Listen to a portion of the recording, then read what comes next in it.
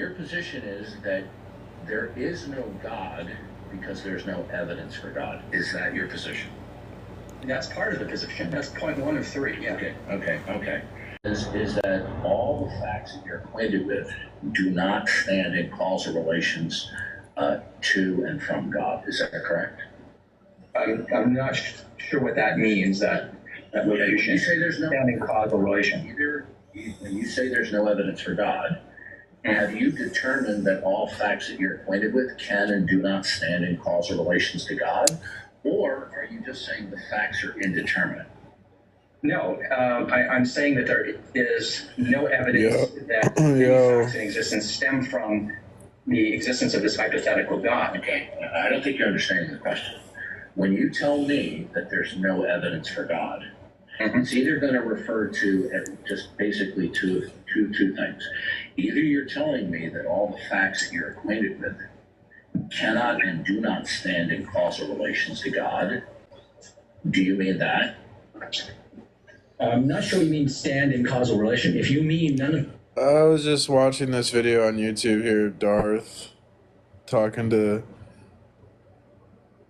a high IQ, mature atheist.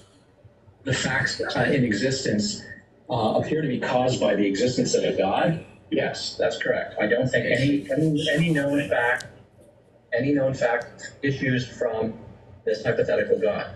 Okay, so how did you determine that any of the facts that you are acquainted with do not stand in causal relations? Because God is not an explanatory hypothesis. What if I should like lower? No, it's not vacuous. We're talking about the ground of all being. Okay, would it be vacuous? Yeah, I don't think invoking the concept of ground of all being is explanatory. It is stipulated. It is not explanatory. Do you believe that there is something that is primary from which secondary states arise? You mean? We prove the Christian God. Do you think that God exists? Is that like too high? Like, maybe I should lower the text a little bit.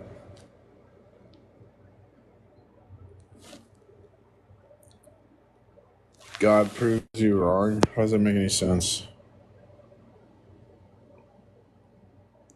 I used to think God exists, but he keeps proving me wrong.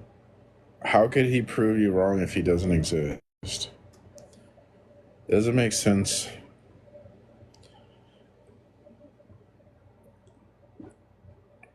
Oh.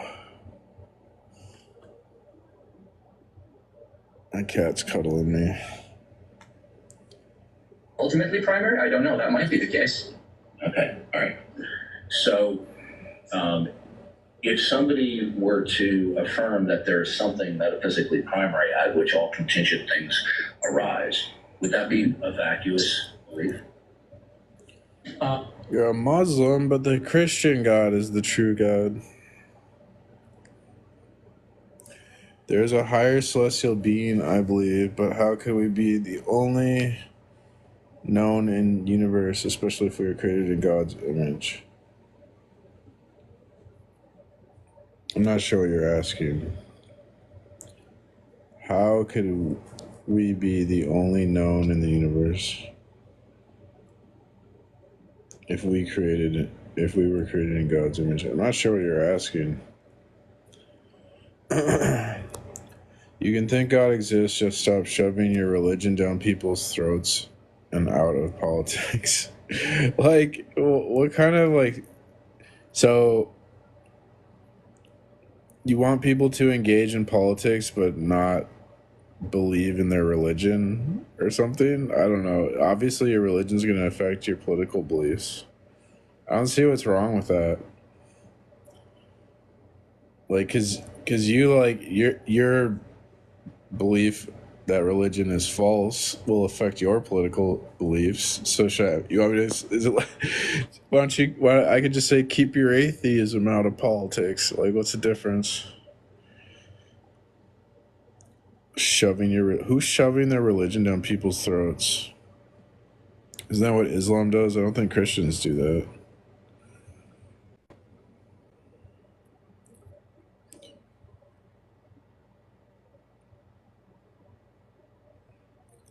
There's not God. Incorrect. God is objectively proven. He doesn't exist. Okay, next slide. Prove it. Yeah, prove it with the transcendental argument for God. The proof is that, like,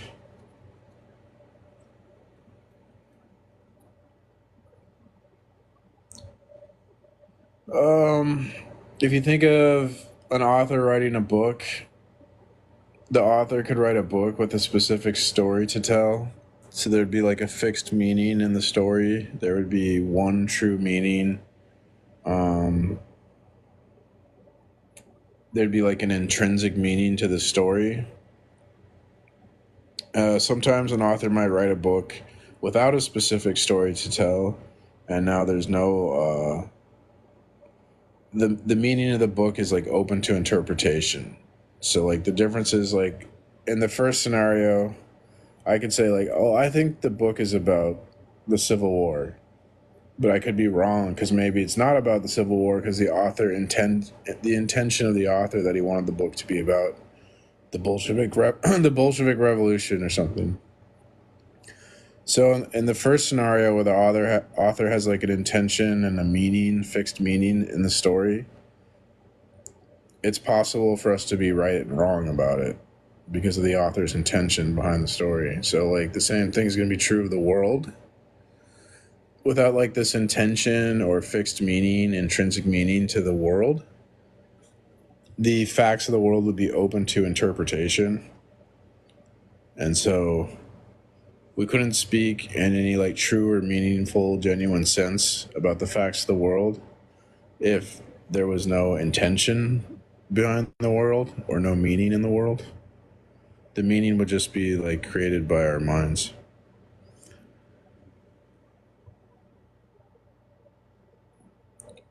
You think we're the only humans in the universe? Yeah. I don't believe in aliens. Higher being, probably, but there's no real test to determine if they do or don't exist. Well, we can prove Christianity with the transcendental argument for God.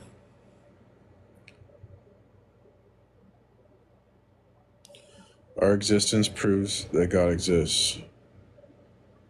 I think that's true.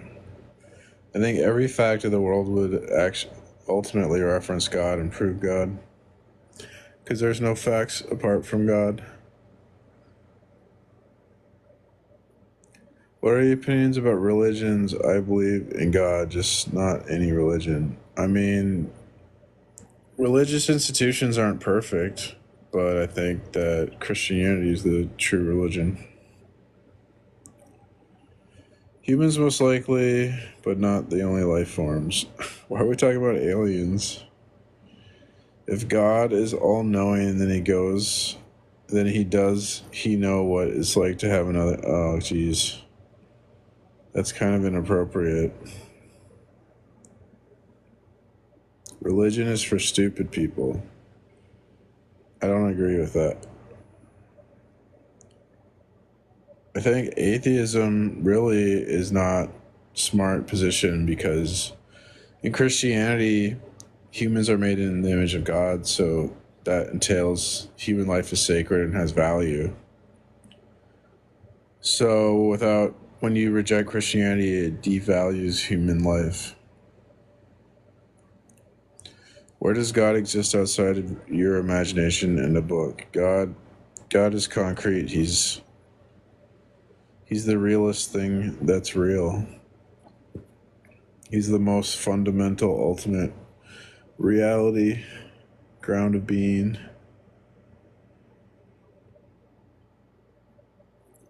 If everything that exists depends on God, then God is the most like realist thing there is. I forgot where I was in the chat. Holy crap, there's so many people in the chat.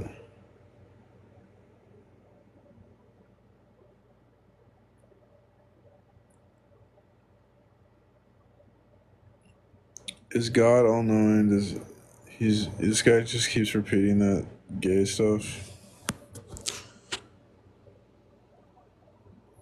How do I mean?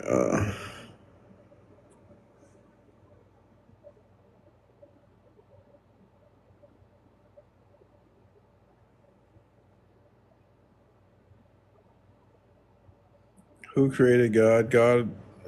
No one created God. He's eternal.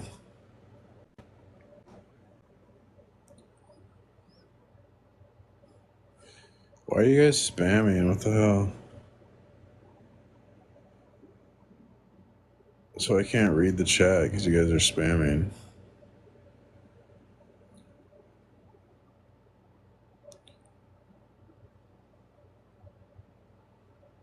Our existence doesn't mean God exists. How do we exist then?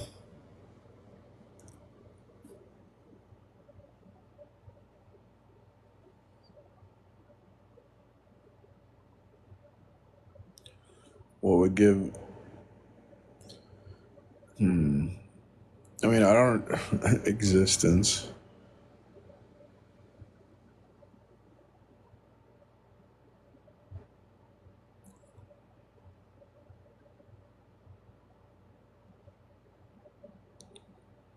I think the creation would entail a creator.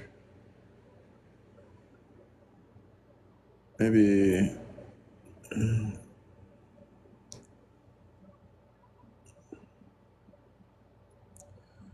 You can't prove a rock exists because you can't prove the external world is real, since the external world could just really be, there's no way to tell the difference between the external world and the internal world. So technically you have the same proof for any physical object as you would for like any mythology, like Norse gods. Technically. How do I start the guest requests?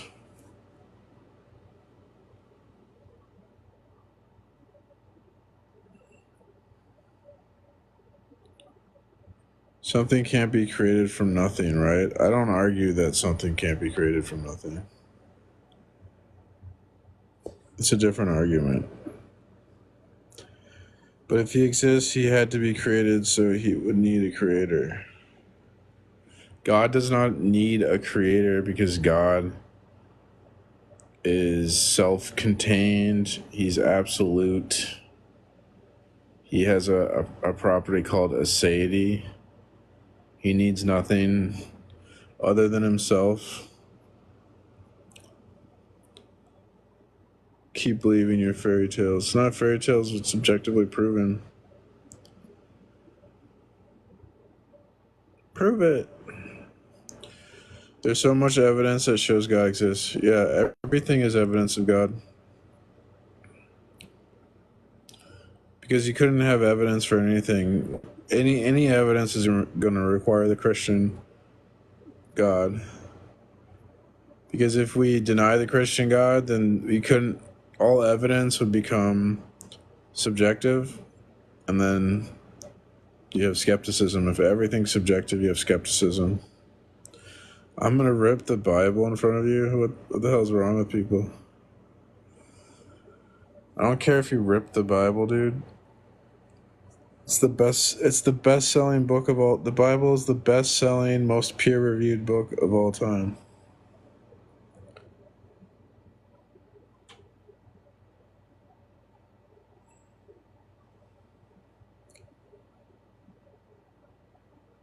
Why would I believe in something not real? Well, you can't prove the external world is real without Christianity, so there's one reason. He's the great almighty spirit, right? No, I prove God exists with the transcendental argument for God. The proof is that it's impossible to deny. It can explain reality, and it's impossible to deny.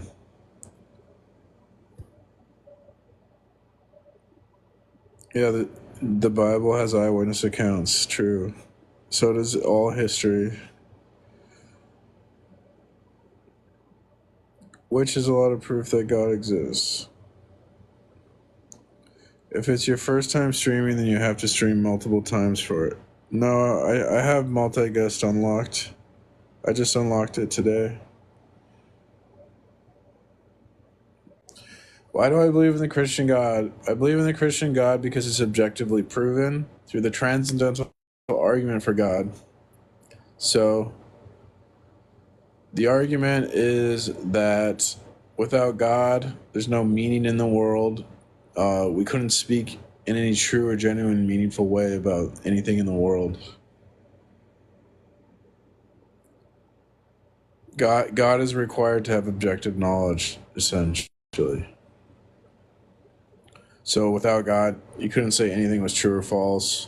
You couldn't say anything was good or bad. There'd be no objective standard for anything.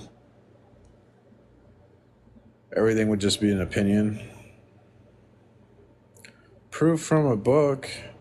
Well, you don't believe books are evidence?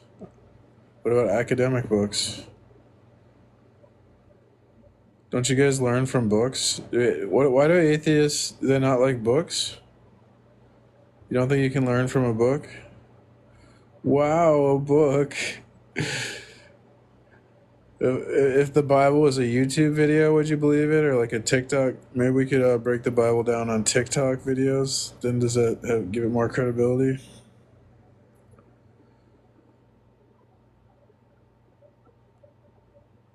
They're like laughing at me for reading a book. This is atheism. This is how atheists like mock people for reading. What you reading for? Just trying to get smart or something?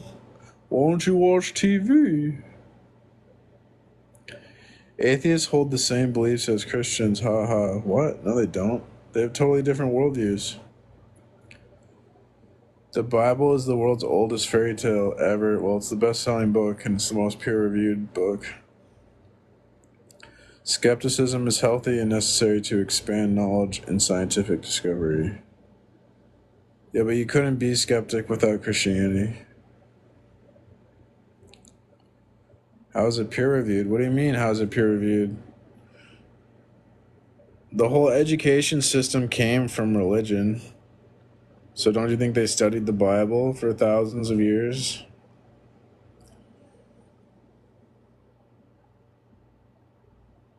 Why don't you think God created it? I don't know. You're talking about the earth? Are you talking about the atheists? 3 out of 10 rage bait. Where's the Matrix? I'm not trying to get anyone to rage. I'm just proving God exists. Old Testament, New Testament, Old Testament, both Testaments.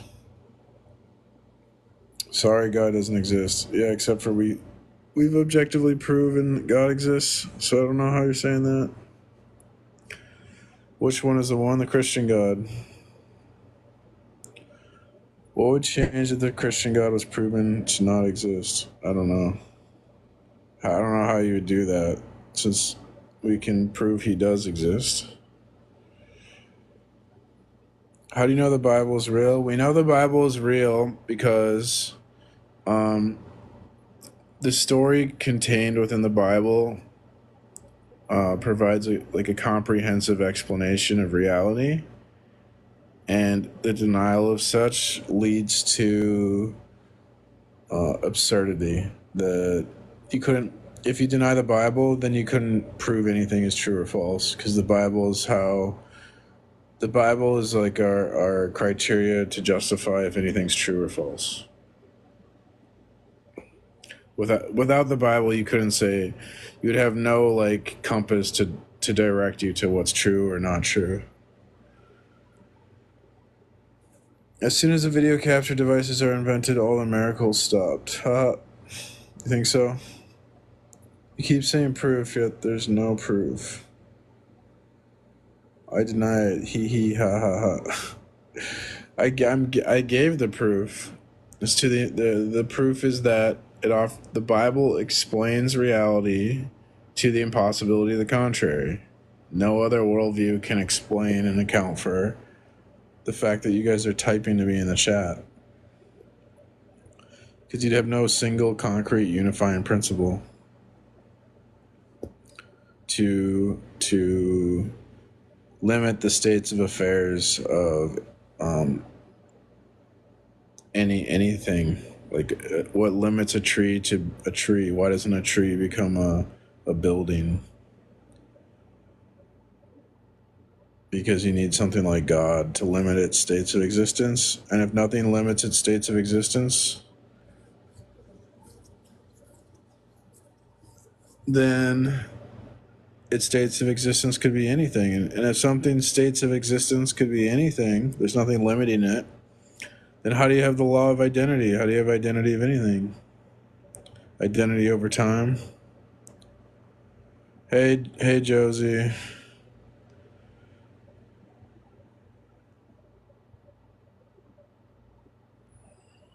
Without identity, you couldn't speak intelligibly. What flavor are Darth's toes? Darth is the best debater. I don't know, like, you guys hate him because he exposes your position. You should want to know what the truth is, even if, like, you don't like what the truth is. So you should appreciate Darth for showing the devastating critique of the atheist worldview. Everyone can believe what they want. I respect your decision, even though I don't personally agree. That's true. You can believe whatever you want. I don't care what you believe. We are free to believe what we want until the Christians lose power. Because let me tell you something. The reason we have all these wonderful freedoms to enjoy in the West is because of Christian influences. Freedom is a Christian value. When Christians got power in Rome, they ended slavery. Oh wait, I don't think I can say that word. They ended forced labor. Do you have an original argument, or do you just parrot Darth? I just parrot Darth. Because Darth is the best, and then I learn from the best. Like, it's like karate or something, you know what I'm saying? He's like the sensei, the grand poobah. What is your objective proof you are claiming? Sources? Interested to read them. You could read a guy, Greg Bonson. He's where I got the argument from, or Van Til, Cornelius Van Til, but I would read Greg Bonson. You can search like Bonson apologetics. There's a bunch of books, and it's just the transcendental argument for God. It's a worldview argument. A worldview is like your paradigm, your like foundational beliefs that you use to evaluate and interpret reality. And we just ask, like, whose worldview is the best? And because from the Christian perspective, we have God, the mind of God, who can independently interpret and evaluate reality, the real world, and then reveal things to us. We can have objective knowledge.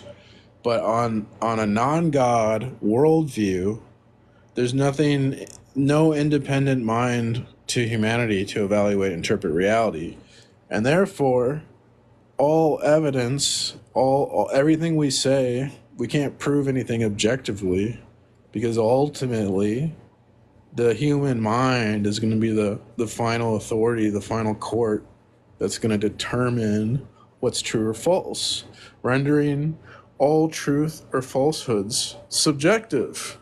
And then if all truth is subjective, what you have is skepticism. Because, like, under an atheist model of reality, if two people disagree, there's no objective truth to determine who's right or who's wrong. But in Christianity, there is an objective reality. There's intrinsic meaning to the world that God put there.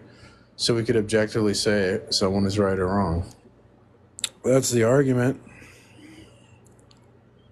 You can't have objective truth without Christianity. Objective truth is going to be necessary to even argue, right? Because an argument is going to assume things like an argument assumes there is an objective truth that I can explain to you, that you ought believe the truth, right? How are you going to say on an atheist, why ought you believe the truth? You couldn't even say that, right? It's a total nonsense way to look at the world. Atheism is just nonsense. Like, they want to accuse us of believing in fairy tales. Like, you can't even prove the world's real. You can't explain how we can use logic, how we can use reason. You can't explain that. You can't explain what is the self. How is there regularity and irregularity in the world? These things are necessary for any experience, pretty much. Yet, your worldview destroys the possibility that we could ever know how any of these things are real. Yet the Christian worldview provides an comprehensive explanation for how we can have all these things, how they make sense in like a metaphysical sense. You couldn't say anything is metaphysically true or false, essentially, as an atheist, because everything would just be a conceptual scheme in your mind. Yeah, Chris says I can write a comprehensive version of reality. Yeah, you could, but the point is you would have nothing to tether your idea of reality to the world, where like the Christian model is that God, the grounded being, reveals himself to us, so that it's not just like we're thinking these thoughts, it's a conceptual scheme in our mind. It's that reality itself communicated directly to our minds. And you don't have anything like that in your system, which is going to be necessary for a coherent theory of knowledge. Since knowledge, epistemology, knowledge and reality are intertwined, since knowledge tells us what the reality is. Without a reality, what could we know about?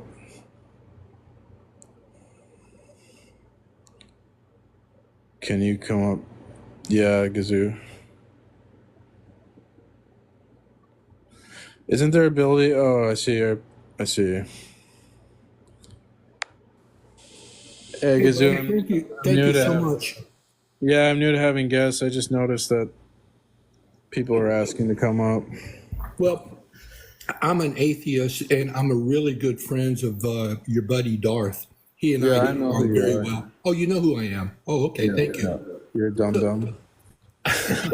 Yeah, that's me. I'm dumb. Right. So my position is that I don't know what the ultimate foundation of reality is, and you claim it's the Christian God of the Bible, and I'm like, yeah, well, that's a possibility, but it's not the only possibility. There's other possibilities that's just unknown or yet to be determined. Well, right, but there can only be like one true reality, right? There's not like multiple true realities, or do you think that? No, I'm siding very heavily on the idea that there's most likely just one ultimate reality. I just don't think that mankind knows what it is, and this God description, the Christian God description, fits that very, very well. I admit that, but I'm not really sure that is the actual true state of affairs. I mean, do you see what I'm saying? Yeah, that would be the non-believing position, because the way we see it, me and Darth, is the only way you could know that thing is if that thing was like something like a personal, like God that could reveal itself, because we can't know fundamental reality without it taking the initiative and revealing itself to us. That's like the only way to know it, we would say, right? Yes.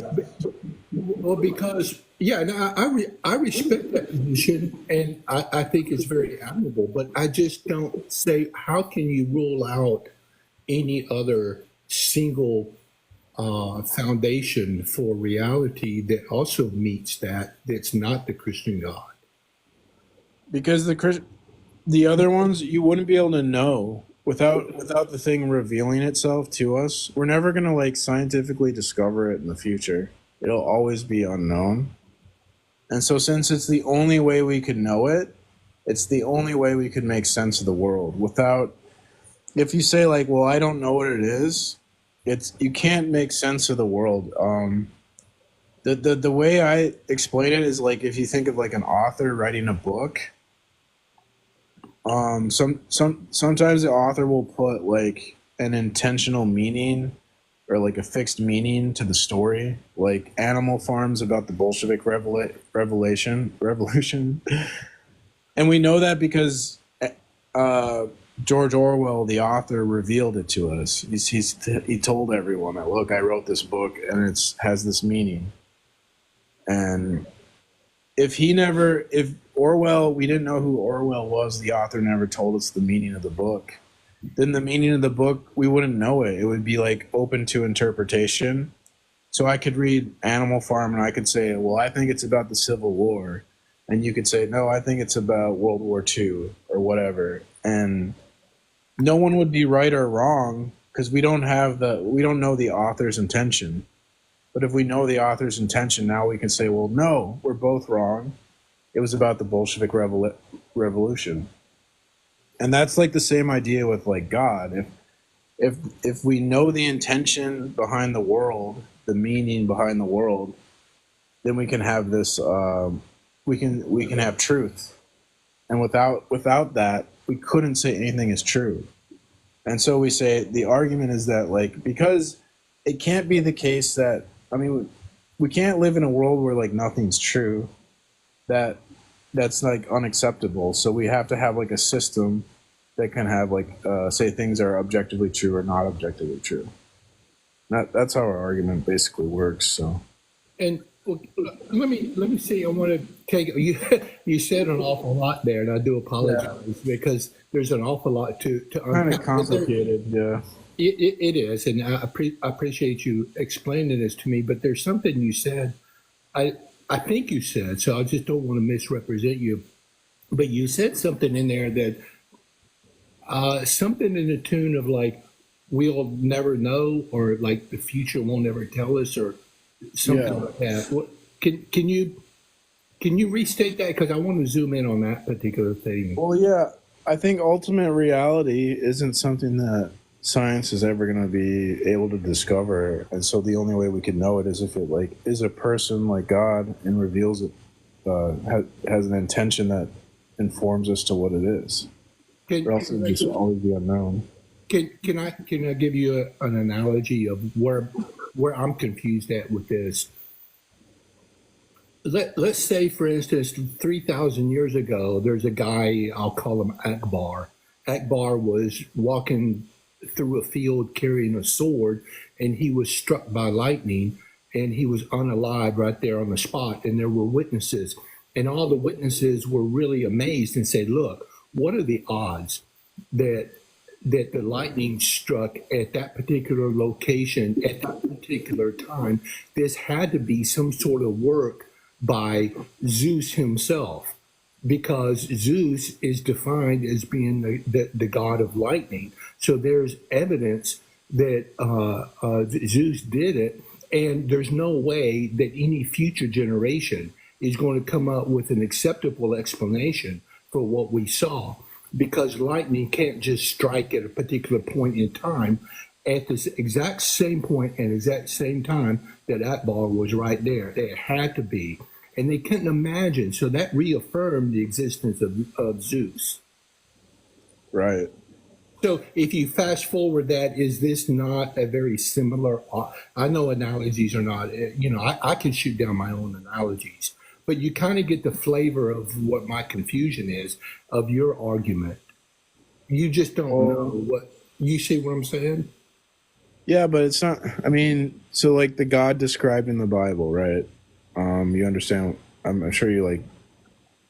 I'm familiar with the God of the Bible, yes. Right. So you don't think science could never, if that thing were the case, right? That's a thing that science could never really like test or like. That's something we wouldn't be able to discover scientifically.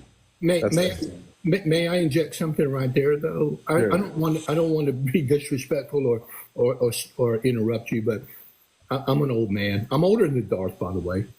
So there. Wow, And that's really old.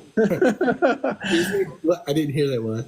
Oh, I go, well, that must be really old if you're older than Darth. I am. I pick on him because I call him young man, Yeah. and he can't deny it. That's funny. Yeah, it is. So let's see. That's why. Let's see. What did you say? Whenever we were. Oh, that was something important. Well, they're just like the God is the type of thing that science wouldn't have the capability. Oh, that's right. That's right. But here it is. If God, or anything supernatural, we'll just say God. If God had some sort of influence on the physical world, then sometime in the future we should be able to examine the impact on the physical world and conclude, aha, there's no other explanation except this God, and that hasn't happened yet. Well, that's kind of what we're doing with the argument. That's kind of, we're saying we can see God's fingerprints on reality everywhere, because if there was no God, reality kind of falls apart. We can't make sense of anything. That's kind of like where we're going with our argument, actually. Yeah, I don't know how you rule out anything else that or some future something. I mean, like I keep saying, you could be right. I mean, I'm not saying that you're wrong. I'm just saying, could there be some sort of a foundational, yet to be discovered, foundation of reality? And I really admire the fact that the Christian God it fits all the bills. I mean, it does. If you're right, you're right. But I just can't say that everything else has therefore got to be wrong. You see what I'm saying? Right. That's where I'm stuck. So, like, typically we have two ways where we prove something is true, right? We have, like, rational or logical proofs, and then we have empirical type proofs, right? Right.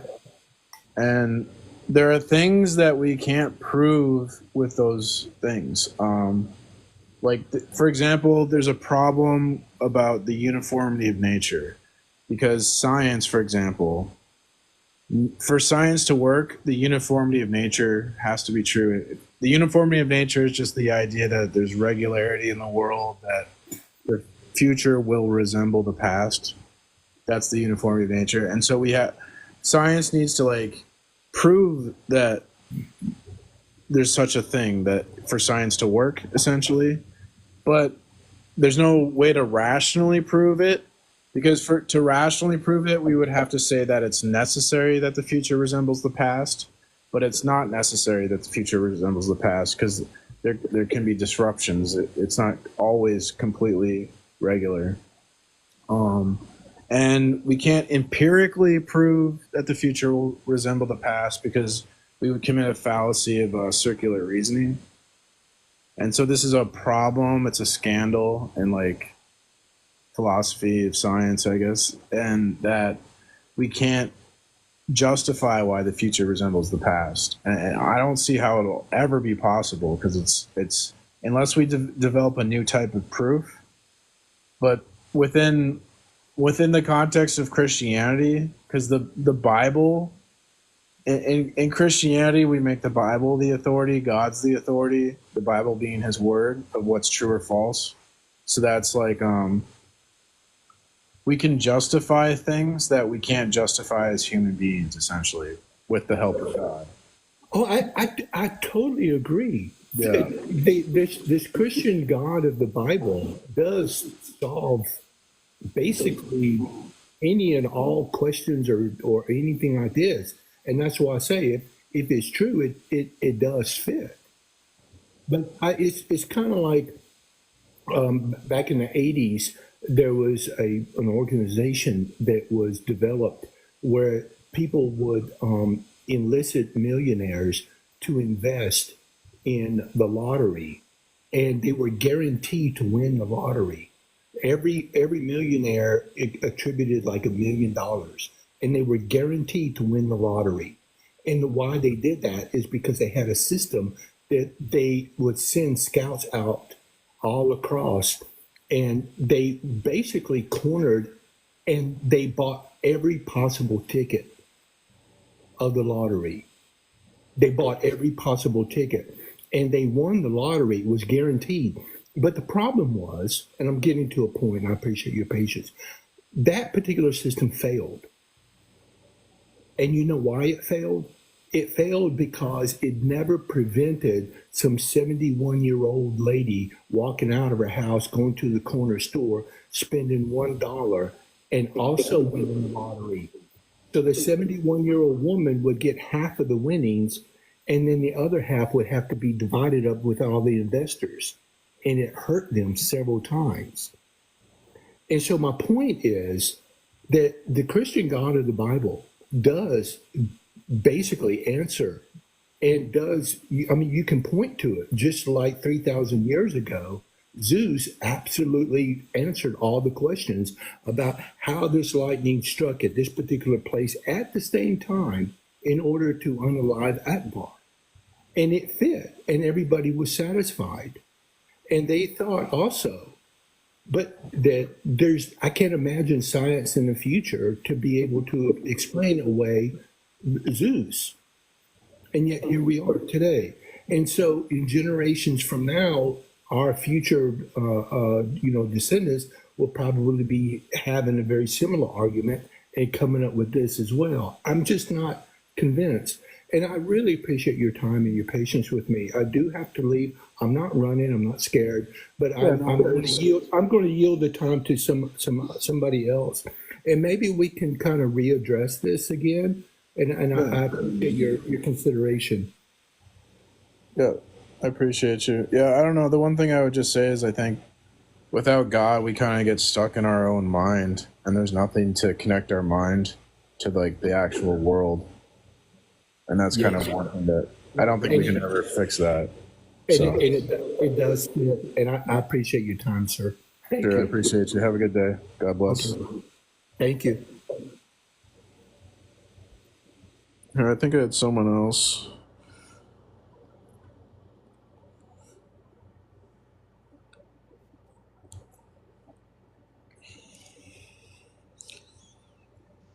My cat is sleeping on my legs. Hey, Chris. I think you were. What's going on, brother? Not a lot. Just proving God exists. So, in many ways, Christians have always shoved religion down everybody's throats. You think so? Look at the Christian Crusades. The Crusades? Yeah. I don't know if that's entirely religious. I think the politics and the state had a lot to do with that.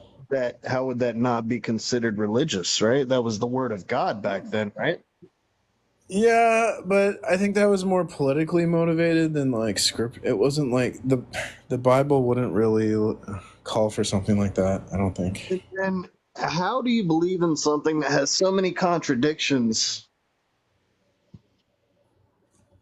Well,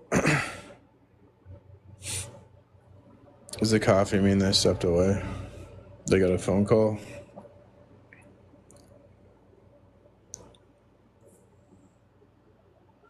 There is no word of God. Well, if there's no word of God, then we can have any objective standard to say anything's true or false. How do you prove your God exists and the 1,000s of other gods are false? Yes, all the other gods are false. The Christian God is the true God because of the transcendental argument for God. So it's like in indirect way to prove something.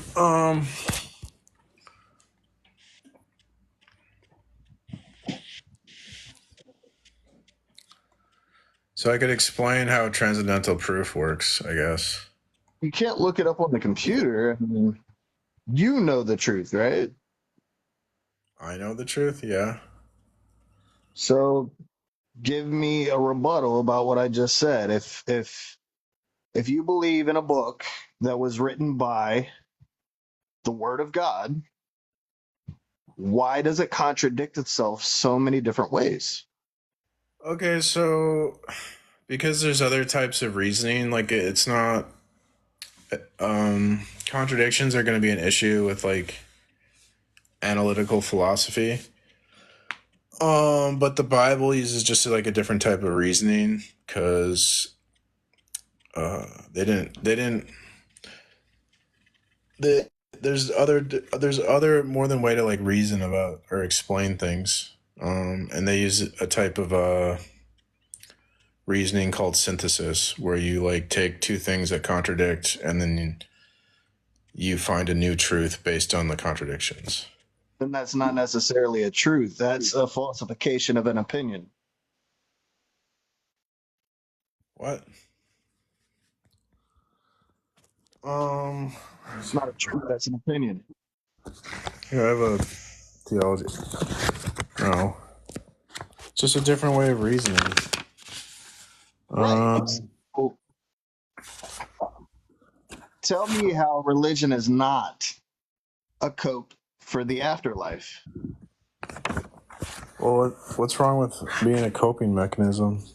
I mean, that's fine, but you can't take a book, right? Say it's the word of God, where it contradicts itself in so many different ways, and shove it down people's throats.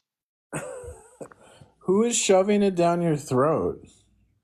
What do you mean? You got preachers on the streets during main events where they just. So what? You're preaching your stupid atheism right now.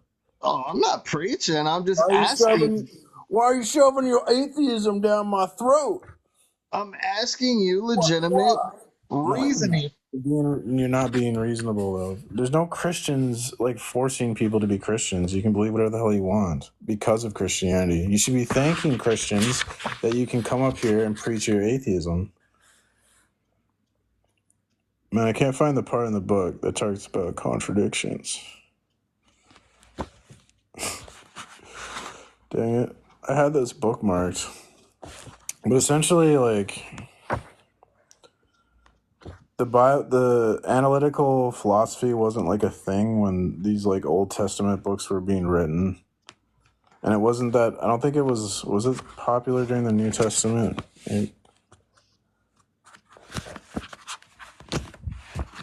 Anyways, it's not really an issue. Contradictions are not really an issue.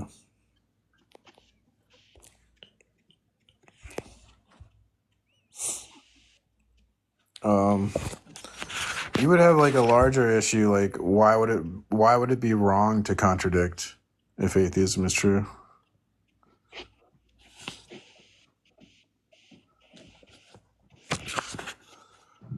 Man, where the hell is it in this book? I'm so annoyed right now. I want to find.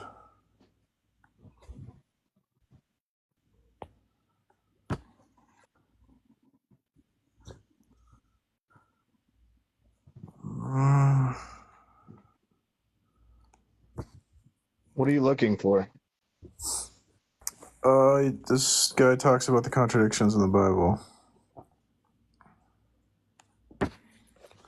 But yeah, what it wouldn't be wrong to contradict in atheism, right? Because there's no like standards.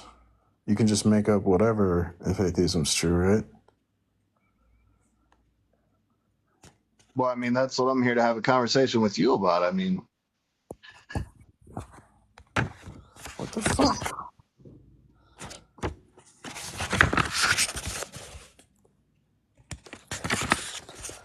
I thought I had this like bookmarks to where I wanted it.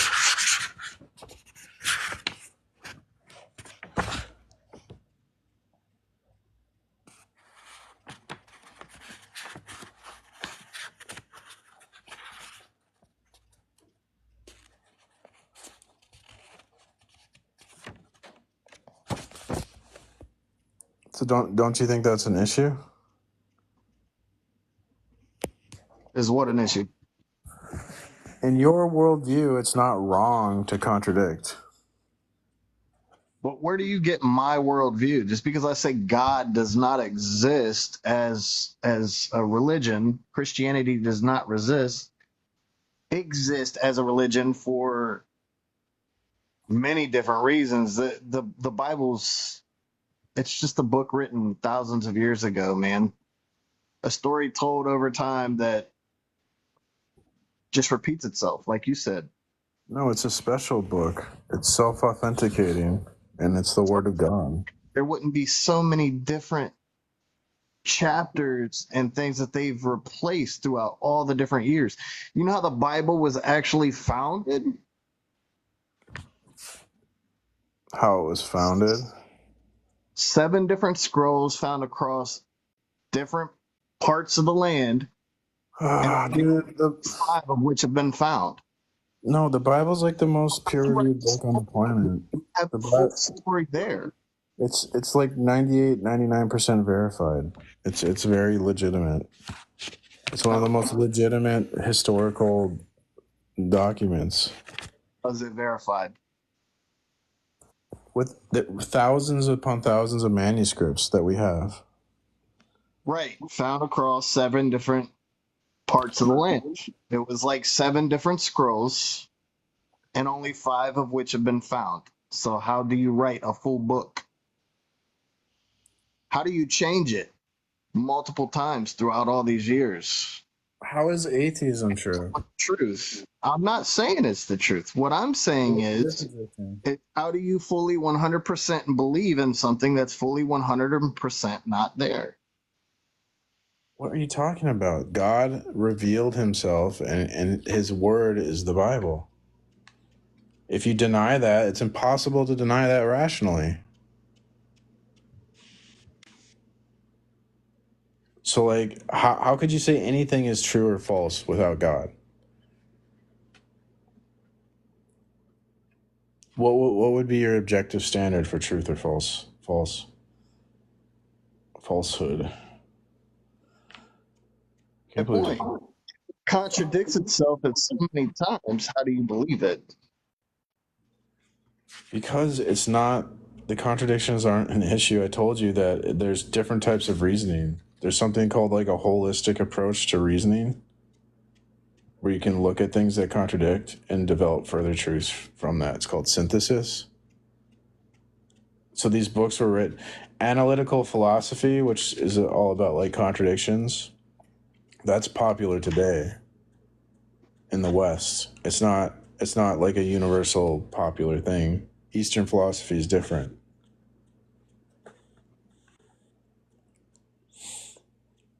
So why are you judging books with like this standard of like contradictions when that wasn't even like how they reasoned back then? Because that's supposed to be God's word, correct? Oh my God, you're so stupid.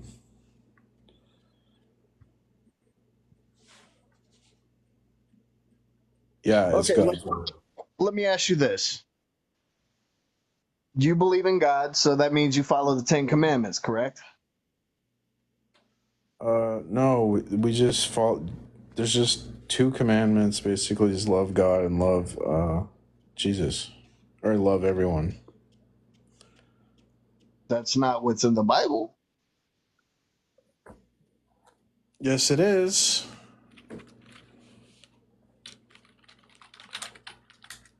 I'll read it to you. So this is Romans 13, starting at verse 8. Love fulfills the law. Let no debt remain outstanding except the continuing debt to love one another. For whoever loves others has fulfilled the law. The commandments: you shall not commit adultery, you shall not murder, you shall not steal, you shall not covet, and whatever other command there may be, are summed up in this one command: love your neighbor as yourself. Love does no harm to a neighbor, therefore love is the fulfillment of the law. So all we have to do as Christians is love our neighbors, even if they're they hate Christianity. We're still commanded to love them. So you got a problem with Christians loving you? So basically, what I'm asking you is I can love my neighbors, right? And commit any other sin and still be accepted. Oh my God. The whole point is to love. That's not a sin to love. You're right. It's not a sin to love. I can care about everybody. I can have I can have this disagreement with you and still care about you as a You person. love people, you won't sin against them. Duh. Not all sins that are committed are against other people. Some are against yourself.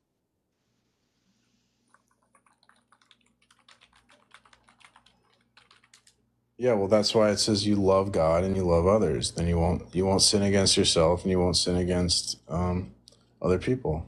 And that sums up all the commands. That's all we have to do. So like I said, if I love everybody else around me and commit suicide, then that's okay. You wouldn't commit suicide if your heart was full of love.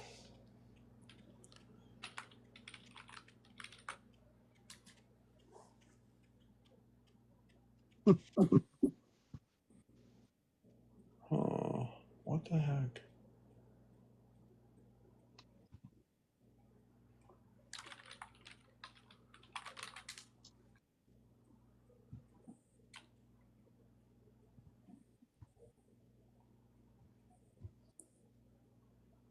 I'm gonna find this quote in this book.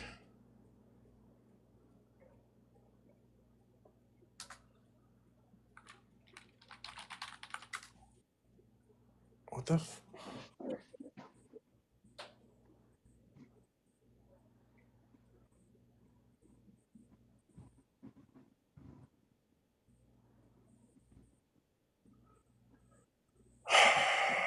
This is driving me nuts.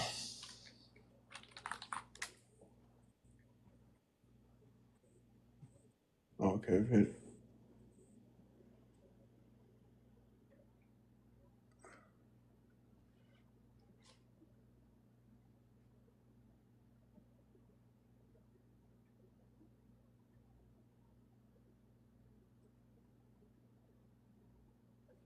Page 17. That's where it was. What the heck?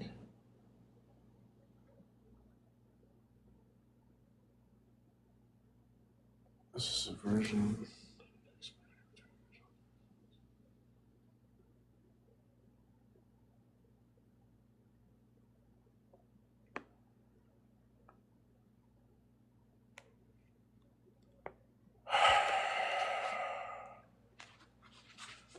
I don't understand why I can't find this.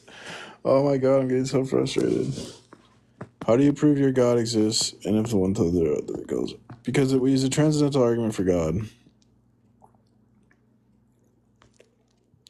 Atheism is a religion. Religion is ambiguous. It's an ambiguous word. There's no clear definition of what's a religion or not.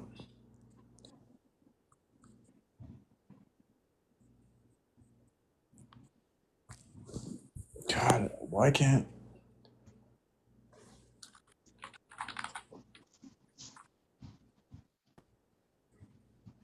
What are you looking for now?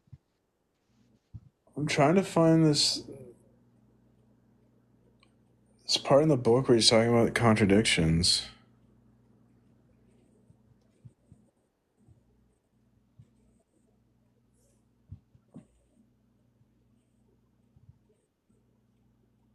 Oh, I found it.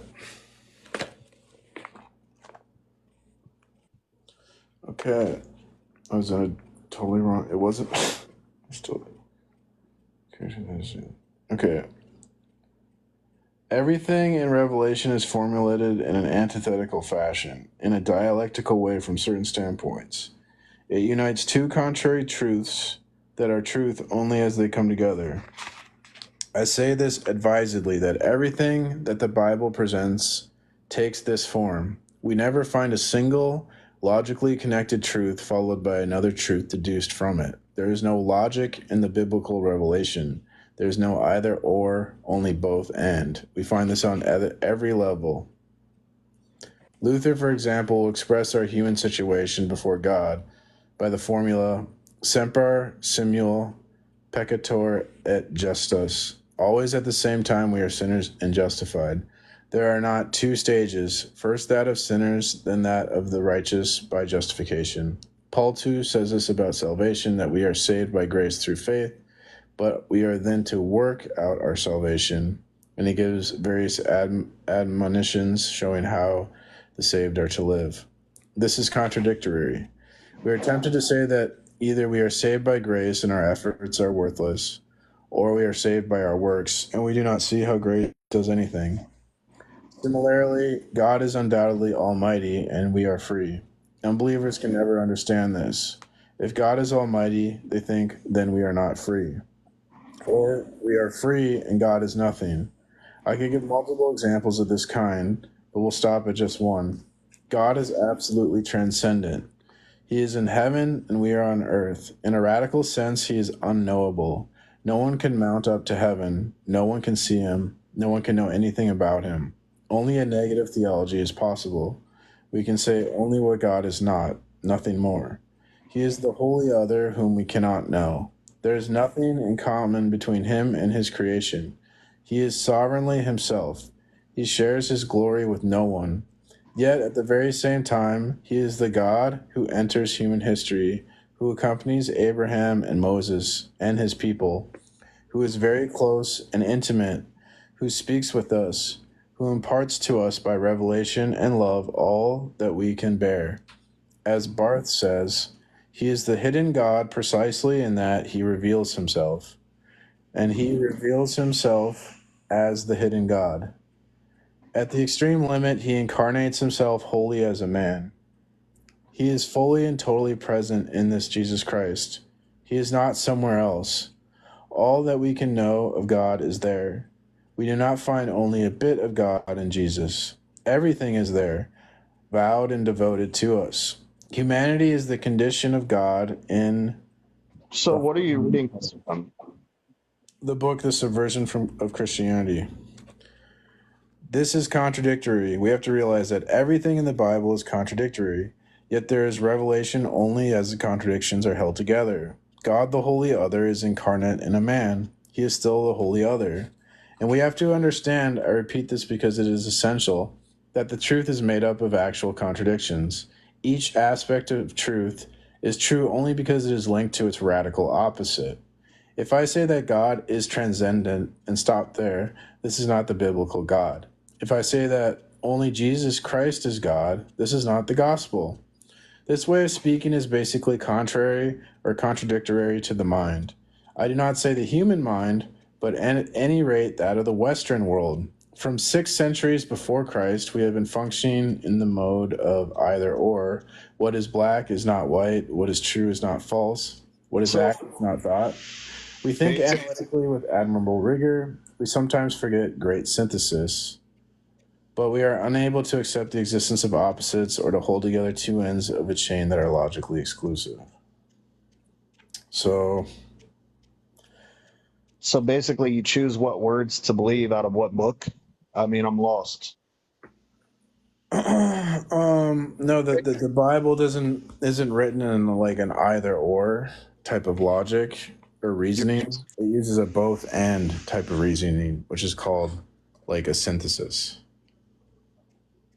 So you take a 6 and look at it from a different angle and it's a 9 is basically what you're telling me. So exactly my point, how is that to be followed? Because you're judging it through an analytical lens, something that's not written to be analytical. So you're not exegeting the text correctly. That's the issue. And if you deny it, you'll be reduced to absurdity. You can't deny the Bible. Because you couldn't say, you would have to assume the claims of the Bible to deny the Bible. Because it's the only coherent theory of knowledge we have is developed from the biblical revelation. So, which would have been the start of every Bible that's ever been written. what? What you're saying is that it can't be evolved, right? Like you would have to start out with something in order to end with something. So if the Bible was originally founded hundreds of years ago, thousands of years ago, that should be the original word, correct? Yeah. Okay. So with your 6 analogy versus the 9 analogy, there would be no 9. There would be just a 6. That's how the Crusades started. I have no idea what you're talking about. Your analogy is that there's 2 different ways to look at the words out of the Bible, but the Crusades started with strictly one direction. You either believe me or you die. Simple as that. If that's the case, then there would be no 9. There would only be a 6. The Crusades were not biblically inspired. They were inspired by politics. They were carried by religion. So it was the state. It wasn't religion. How is it not? Do you understand the difference between politics and religion? There's a difference. Yeah, I understand that. Okay, so the Crusades were political. They weren't religious. Because that would be against the religion. The Crusades would be against the religion. How do you think Christianity was spread as a religion? It was because of the Crusades. No. Yes, your whole religion was founded on blood. No, initially Christians were persecuted in Rome, and the pagans were like throwing them to lions and stuff. But people liked Christianity, and so that's how they spread it. It spread because people liked it. No, no, it didn't. Yes, it did. All right, man. I don't know. You got a really weird view of the world. It doesn't make sense. You should become a Christian. It's not a weird view, man. It's strictly all the proof is there in the pudding. I mean, the problem is that certain people choose what pudding they want to take a bite out of. Like, yeah, you want to take a bite out of this because this is how you feel, but in reality, there's multiple other truths from your 9 version and your 6 version that contradict what you're saying. Like, what are you talking? You think is there multiple realities, or is there one reality? Well, that's what you're saying, how the book is versed, right? Like, there's multiple realities of one sentence. No, I'm saying there's multiple meanings of a verse. No, the book isn't written with analytical philosophy in mind. So you can't judge it by if the author doesn't write a book with the type of reasoning that you're using to judge it, you're not judging it with the right type of reasoning. That's the point. You have to judge it through it has a holistic approach to truth, not an analytical philosophy, an analytical philosophical approach to truth. So who wrote it though? God. But there's not supposed to be one specific meaning, is what you're telling me. No, I'm saying there's 2 types of reasoning. There's an either or. That's the contradiction type reasoning. It's either black or white, right? And then there's a different type of reasoning called synthesis, where you go both and. So it's both black and white at the same time. So then what would be the point in reading it? If you take 2 people, right? Okay, so even in your knowledge books, right? Like you were saying, your academic books, if you read an academic book, if you sit 10 people down with one mathematical academic book, right? They're going to come out with the same type of equations. If you sit somebody down with the Bible, they come out with way many different different philosophical things that have supposedly happened, or things that are possibly going to happen, or ways that they feel about certain things. So if that's the case, why was the Bible written like that if it's from the Word of God? Because it's a book with an entire worldview. It's written with a broad perspective. It's not analytical. So, do you know what analytical means? It's when you take a big problem and you reduce it to smaller problems. That's called analytical.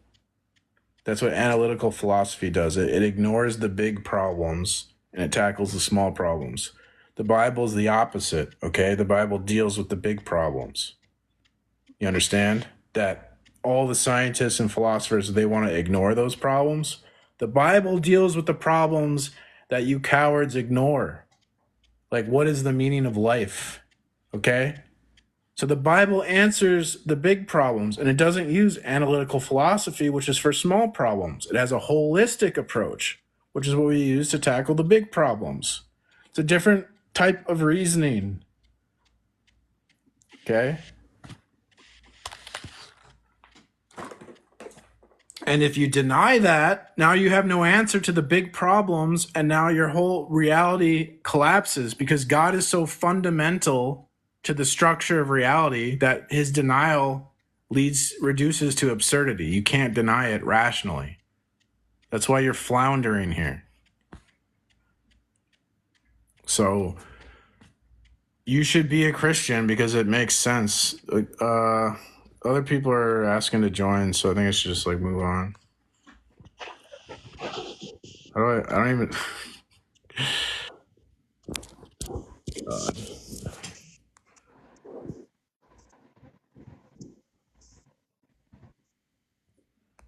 Yeah, Max, you've been waiting.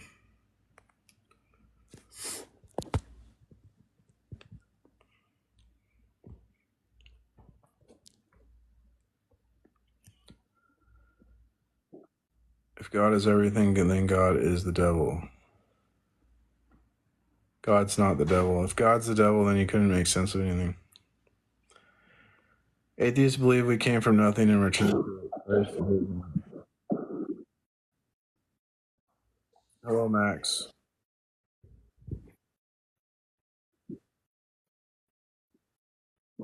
Hello.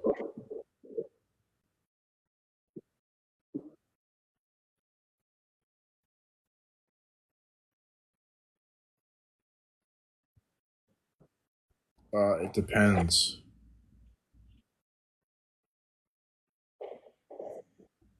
Yeah, because the Bible doesn't look. Contradictions are for analytical philosophy, where you're either or, right? But there's different types of reasoning. There's a holistic approach to reasoning where you go both and that's the type of reasoning the Bible employs.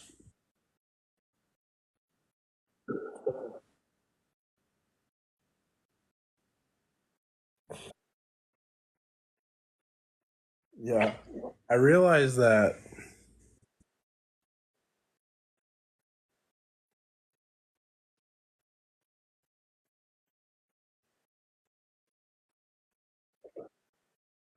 Mhm.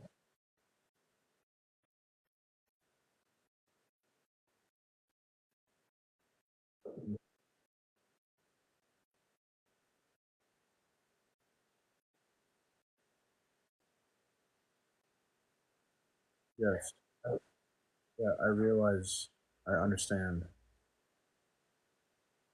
Yeah.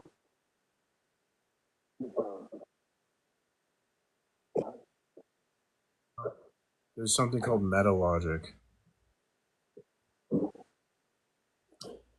So logic are systems, and meta logic is questions about how can we even have logical systems at all.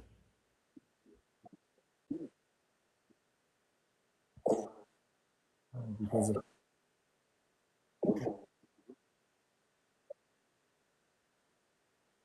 you think you can prove logic with logic?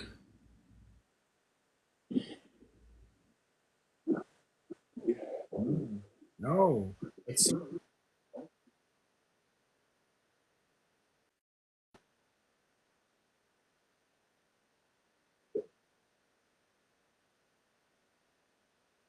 There's no direct proof for logic, sir.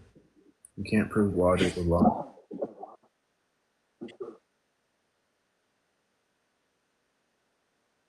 So God just exists. Well, there's no reason. There's no reason to believe logic. So who cares? You just said. You just said it just is. So God just is. You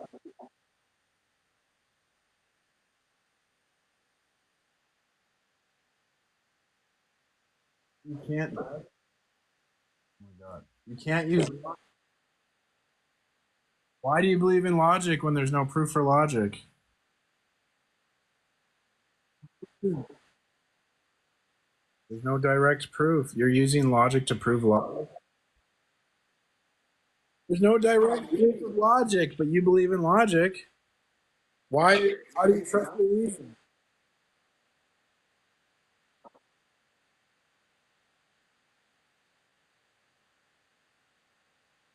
He does. No, according to the Bible, he's revealed himself to you, and you have no excuse not to believe in him. So that's not true.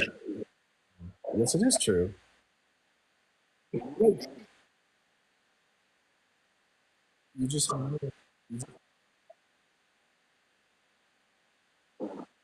you just you're using logic when God is the only explanation for how you can use logic. So you're assuming the Christian claims to even talk of logic at all.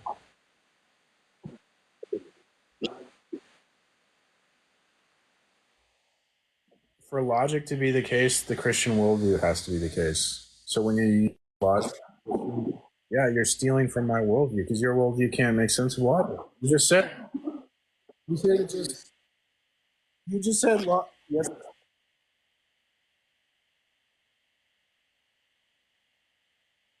but you don't. But you don't assume.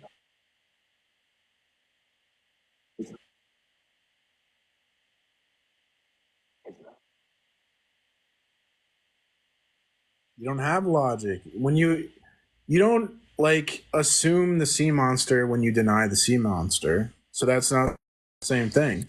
When you deny God, you assume the Christian claims to deny the Christian claims.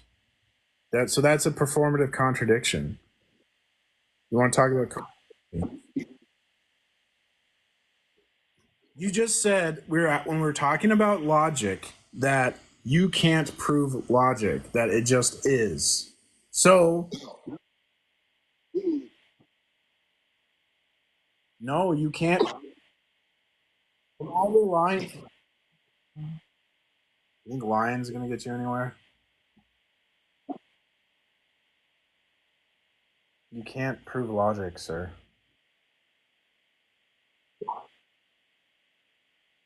Exactly. God is. That's what God in the Bible.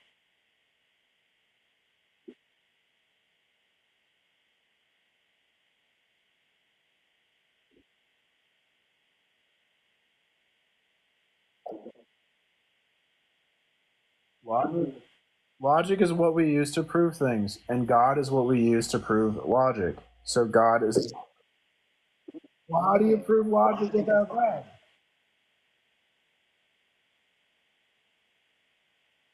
No, no, you have it backwards. We don't. We don't.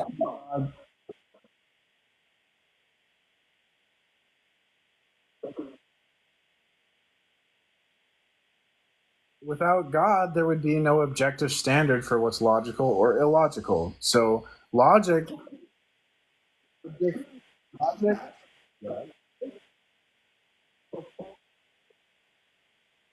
doesn't matter. Doesn't matter. It's a genetic fallacy.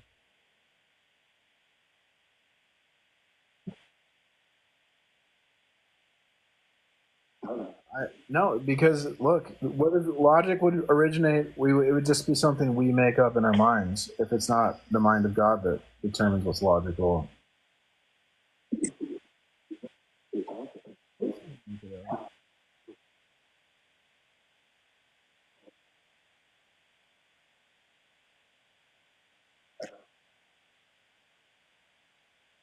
Yes. No, no. The world doesn't prove logic.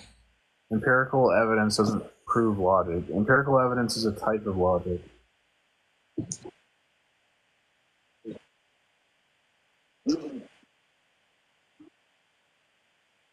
I believe I believe I believe science is only possible if Christianity is the case.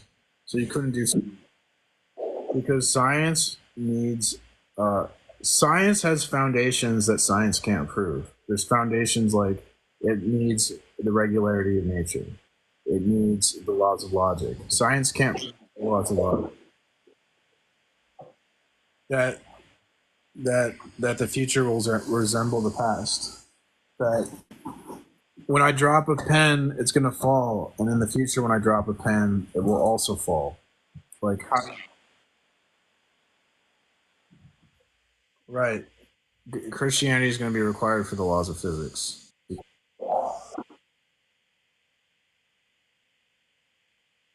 Yeah, but they're based on the idea that the future will resemble the past, but we can't justify that.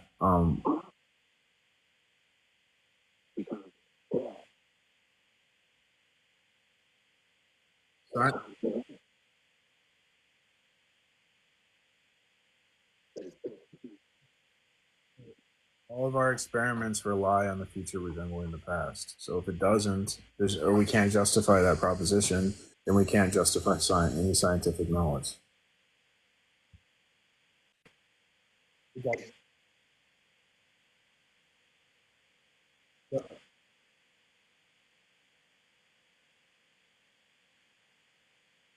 The all scientific experiments, yeah, they rely on the proposition that the future will resemble the past, and that has to be justified to justify the scientific knowledge. That's the foundation which the knowledge rests upon. So only Christianity can justify that the future will resemble the past. Because you can't logically justify it and you can't empirically justify it.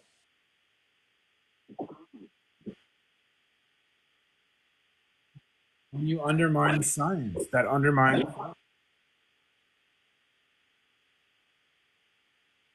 It doesn't matter. Understand that science is provisional, that it is always open to revision. I understand that. That's not the issue. The issue is that the foundations need to be justified for scientific knowledge to be justified. You can't justify scientific knowledge with no foundation. If there's no, it doesn't get off the ground without God.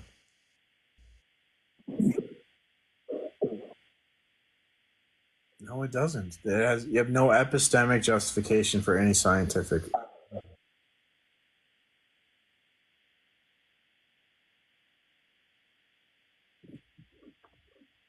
Well, we'd still have revelation. I mean,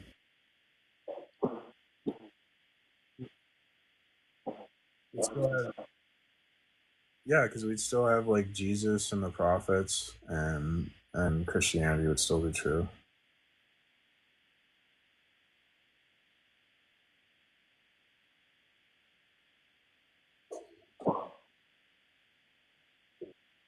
Yeah, good talk. Yeah, the only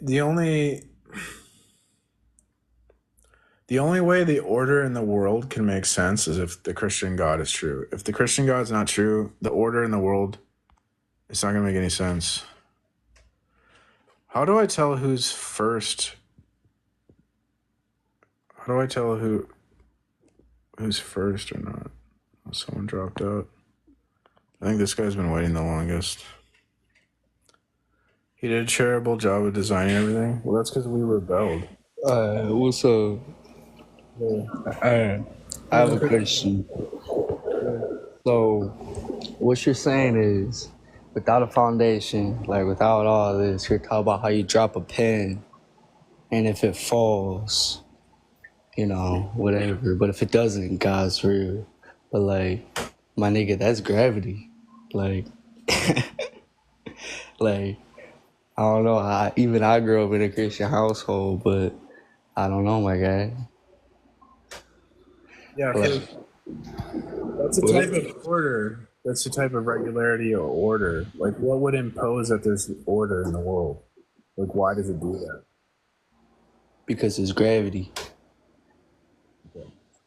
Like, all right, I got a question for you. So, you know how if you don't accept Jesus as your Lord and Savior or whatever, you're condemned to hell, right? Yeah. So, let's say you're fucking halfway across the world, right? You have no clue who this nigga is. Are you still going to hell? Like, if you weren't born into Christianity, like even if you were in America, if you just weren't born into Christianity, you still going to hell? You might not.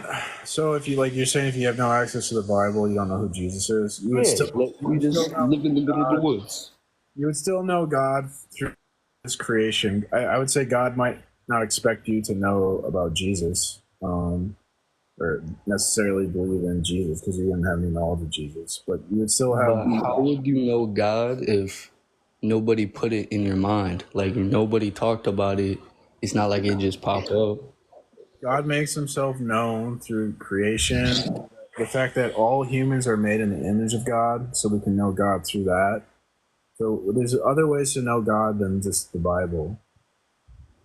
So Such if you as don't have an excuse, you wouldn't have an excuse. You might God maybe expects more from people that have the Bible than people that don't. He might expect more from you or less from you based on that, but you have no excuse. You have to believe in God no matter what, even if you're on in a tribe in the Amazon or something or on an island. but that doesn't make sense at all. So if you don't know who this nigga is, you're No, just. everyone knows God because you're made in God's image, so you'll know Him. But how does that make sense? Like you don't just spontaneously know things. Like you have to learn. Oh yeah, I'm reading this comment and it's like wish God, like Allah and like all of that. Like I don't know.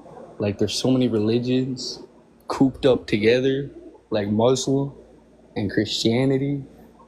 Like they're one in one. Like even religions in China talk about Jesus. So like, which one do you believe? Do you believe we live in a giant turtle? Do you like what's happening?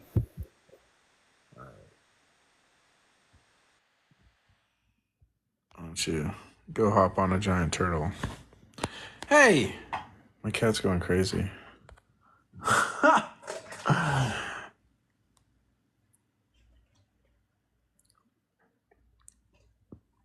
Yeah, that last guy. I don't know about that. Giant turtle.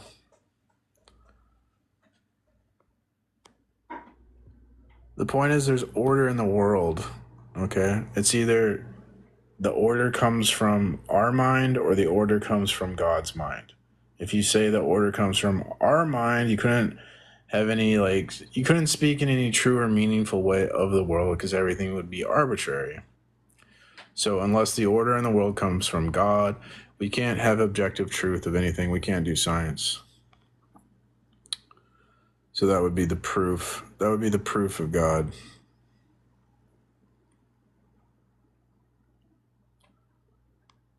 Yeah.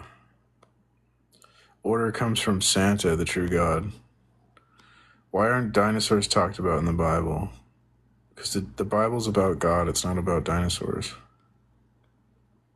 Yeah, the proof for God is that only with God can we have like a coherent theory of knowledge to prove anything at all. Without God, you couldn't even do science. That's the proof. So science has to assume the Christian claims to do science. That's the proof. It's impossible, the impossibility to deny it. The Bible gives an explanation for reality, a comprehensive explanation for how like logic can be a thing, how we can use logic, who we are, what the world is. And without the biblical revelation, we'd have no single concrete unifying principle. What the fuck?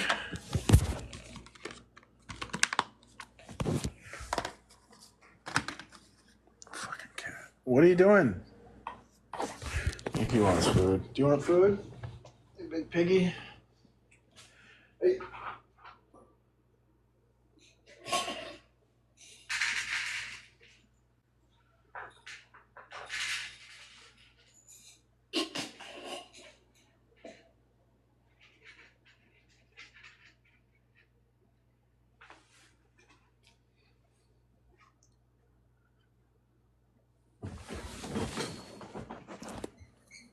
Yeah, without Christianity, you wouldn't be able to explain any of the order in the world. It wouldn't make any sense. Or how can the order in the world connect to the order in your mind?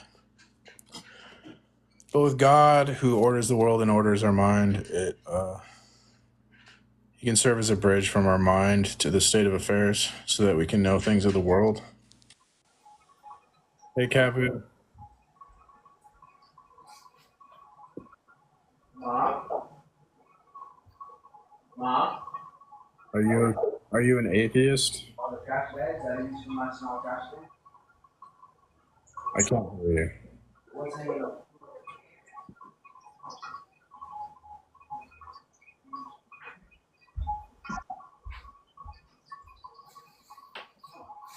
No, I can't hear that, dude.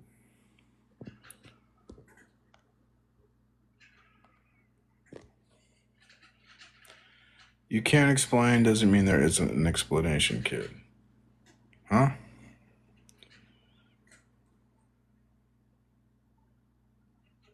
He died so you could live on.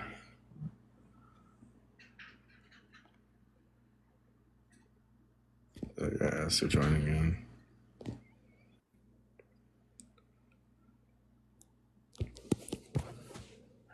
Hey, Ben Love.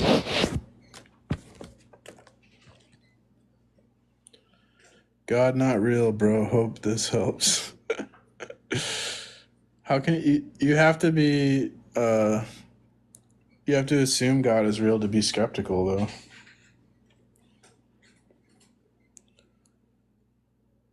Santa Claus exists as well.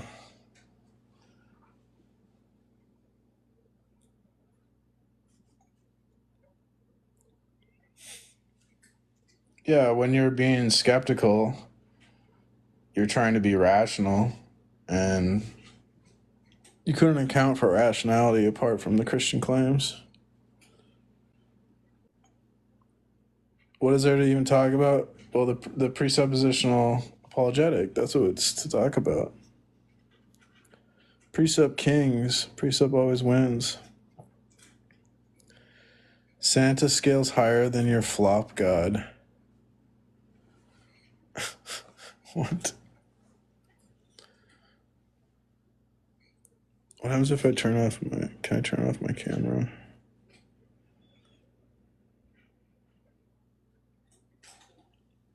Can I turn off my camera?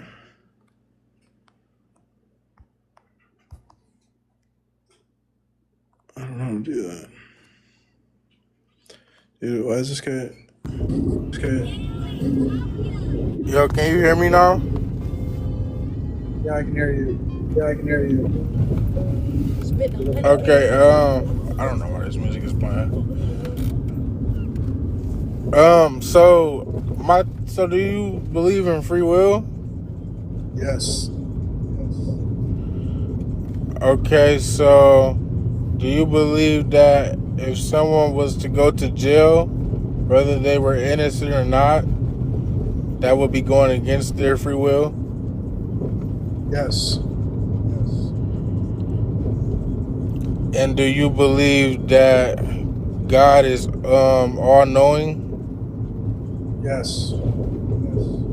all-righteous, Yeah. all-just? Yes. Okay, so my thing is, I don't believe some evils to be just, as in grape.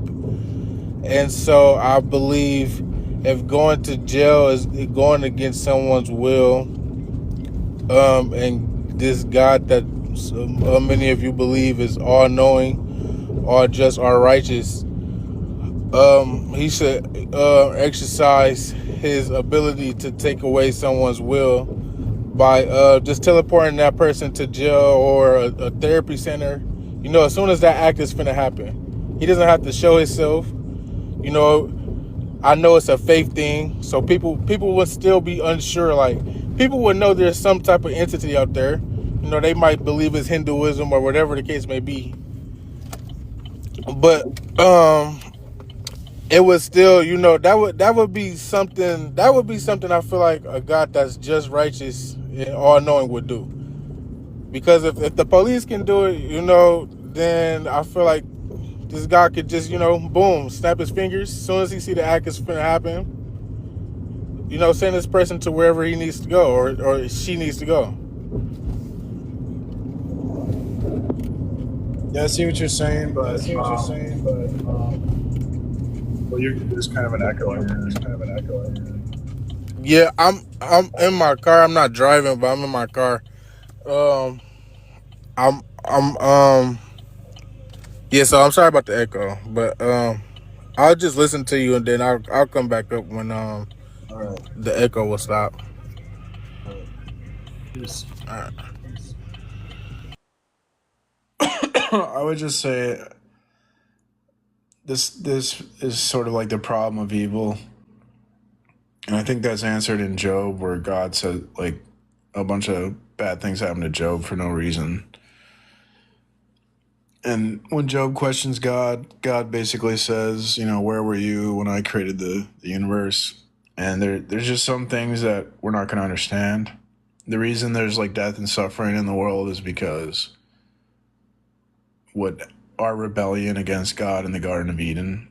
So the world is not supposed to be like this. Is death and suffering is unnatural, but God has a plan to fix everything. He's got a plan for redemption. So that's kind of one of those things that we just have to. It might not make sense to us, but we can't. Only really God can understand it. Capu's back.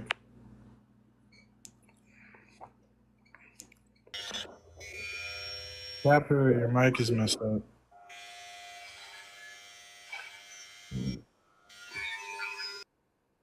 I don't know if that's like guys trolling or what.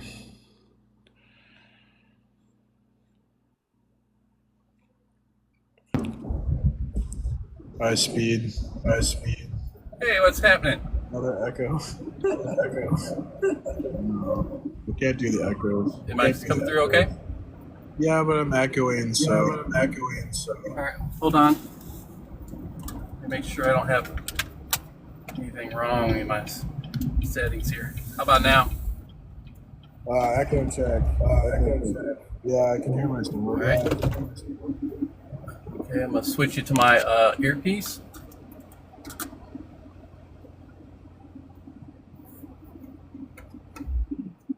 It's God exists.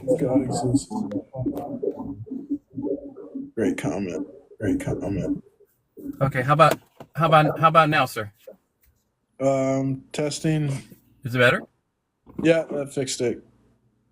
Awesome, good. So I say God doesn't exist. What? I know there's no proof for it, but what's your evidence? No, I think there's an objective proof that God exists. Oh, there's no proof, but I'll listen to your evidence. Well, that's what I would say. I make an objective proof claim. So I'm going to say I use it's a transcendental argument for God. Are you familiar with that argument? Yeah, sure. Yeah, it's just the idea that for us to even have this conversation, certain things are going to have to be the case. And the Christian claims are just going to be one of those things. Oh, okay. So that could apply to anybody's religious belief in any God. No, because yes. Then let's see. Expand on that explanation then, to see if it tunes down into a Christian belief. Right. Well, we would just say like it's true to the impossibility contrary that you're going to require. Well, hold on. Let's stop right there. How do you know that there's an impossibility of a contrary? Yeah, we would illustrate that by showing that you have to assume the Christian claims to even deny. Okay, wait. Okay, you just said assume, so cancel that. Let's start again. What is the impossibility to the contrary without any assumptions? Well, that's the argument, is that you'd be engaged in Okay. it's called a performative. Okay, I can agree with the argument if you have assumptions embedded in it, no problem.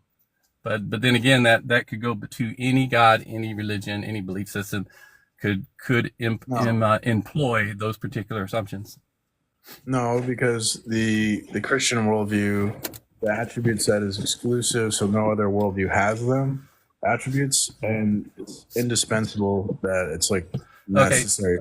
Okay. I see what you're saying there. So let me ask you this: is Genesis, the story of Genesis, the story of Noah, and the story of Exodus part of this? Yes. Well, those are all debunked Christian belief systems. So that right there negates Christianity out of it. Well, you can't deny them though, because you can't rationally deny Christianity is true. Well, you can easily rationally deny Genesis, Exodus, the Noah's flood story, the Moses stories. But those are included in the Christian worldview, and you can't rationally deny the Christian worldview. Well, you can rationally, criticize Genesis. We know the Earth isn't 6,028 years old. You couldn't. We know for a fact that it's billions. You would have to assume Genesis is true to criticize it, though. Okay, gotcha. So in your worldview, do you assume Genesis is true? Well, I can objectively prove the Bible's true. Well, you can't objectively prove Genesis is true. There's no way to do that. But we can prove that it's false. It's already been proven false. I mean, if you say that Genesis is a true story, then it's fully debunked. The Christianity is out the window. All the Abrahamic religions are out the window. If you take Genesis as anything other than mythological or theological, if you think it's true, then your religion's already debunked. Oh yeah, but the problem is if you don't think the Bible's true, then you can't do science. So no, that's not true. That's not true. Yes, it is true, because science. Okay, so wait, you say that if you don't take the Bible as true or fact, then we can't take science as truth or fact? Correct. So can you explain that? Well, science relies on certain foundations that you can't prove. So science, unlike math, science doesn't claim to say it's got 100% proof on everything. But it does claim to have the best evidence to support the concept. And there's nothing else that can refute it. Not even religion can refute science. So science is the best mechanism we have for understanding our natural environment. Obviously, it doesn't touch supernatural. So, yeah, but it's a theistic concept, so it requires. Science is not a theistic concept. I mean, yes, religion was the first attempt at science, sure, but it was a failed attempt, obviously, because it could not get to the truth. Okay. We can only have scientific knowledge in the God world. In a non-God world, no, that's a presupposition. You can't. Anyone could take that position towards their God view. So you can't assume it's just yours. Right. That's why we can prove it. Well, you can't prove it, but I'd like to hear your evidence for it. I mean, you keep saying I can't prove it, yet I have. I'm gonna start my car to. No, I'm not. I'm not gonna start it. Why are you lying to me? Oh, okay. What? I didn't lie. What did I lie about? You said I can't prove it, but I did. Oh, you can't prove it. You can't prove it. That's not a lie. I'd like to hear your evidence for it. Why are you lying? I'm not. I mean, how can you prove it? I told you. How can you prove it? The transcendental argument for God proves objectively Christianity is the case. It doesn't prove it. It's maybe it's evidence for your belief. What is your counter argument? Well, something that is a proof claim cannot have presuppositions in it at all. That's why it's not proof. If you presuppose any any part of your premises are a presupposition, then it's invalid. It's a fallacy. What do you think a presupposition is? When you incorporate part of your conclusion into your premises, you can't do that. Well, that's not what a presupposition is. Sure it is. Sure it is. If you're trying to get to a conclusion, and part of that conclusion is incorporated in any way whatsoever into one of your premises, then it's a fallacy. Okay, well then, if that's what you think a presupposition is, then there's no presuppositions. Well, you can certainly explain to me what you define presupposition as. I'd be happy to hear it. A presupposition in the context of a transcendental argument for God would be like a foundational belief that he needs to evaluate and interpret reality.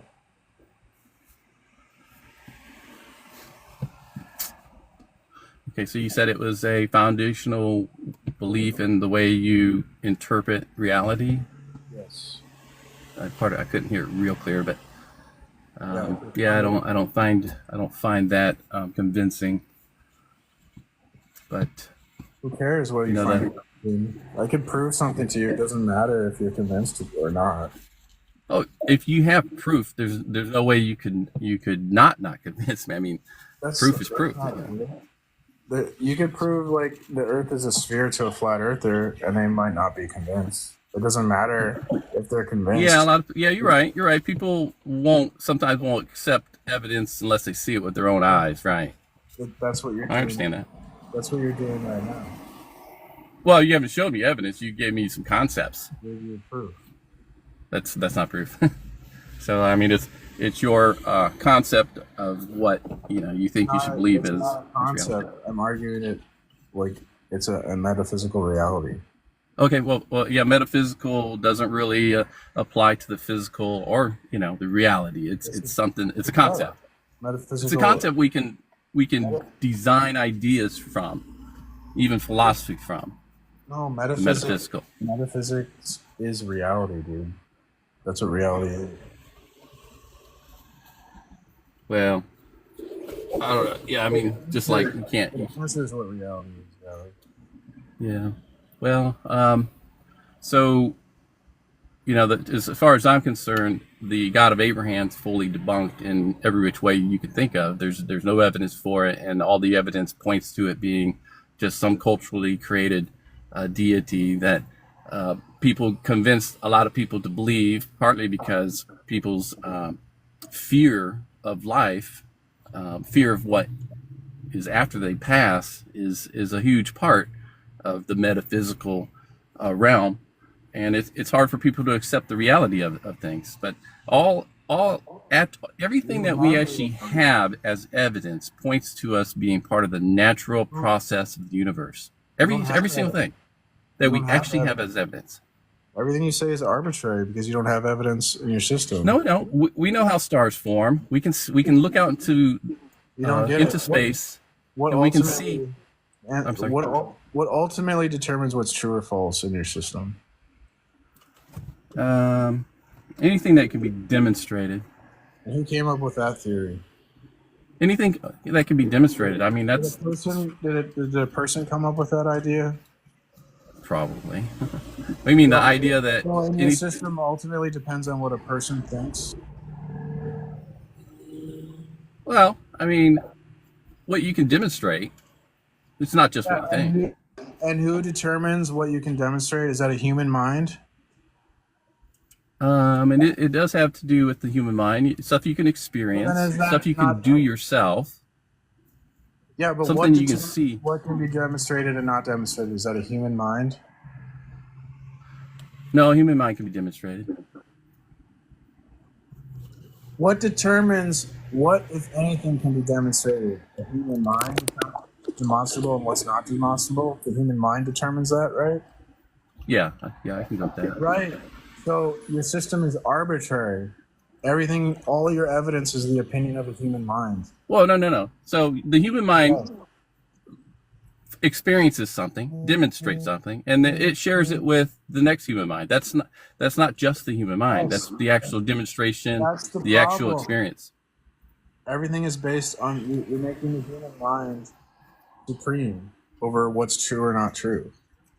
That's the problem. So everything in the system becomes an opinion. No, it's not opinion. If That's it can be why demonstrated in the physical, natural world, then it's no longer opinion. It's a no, demonstrable thing. it doesn't get you out of your mind because your mind determines. Your mind is interpreting what is true of the physical Sure, world.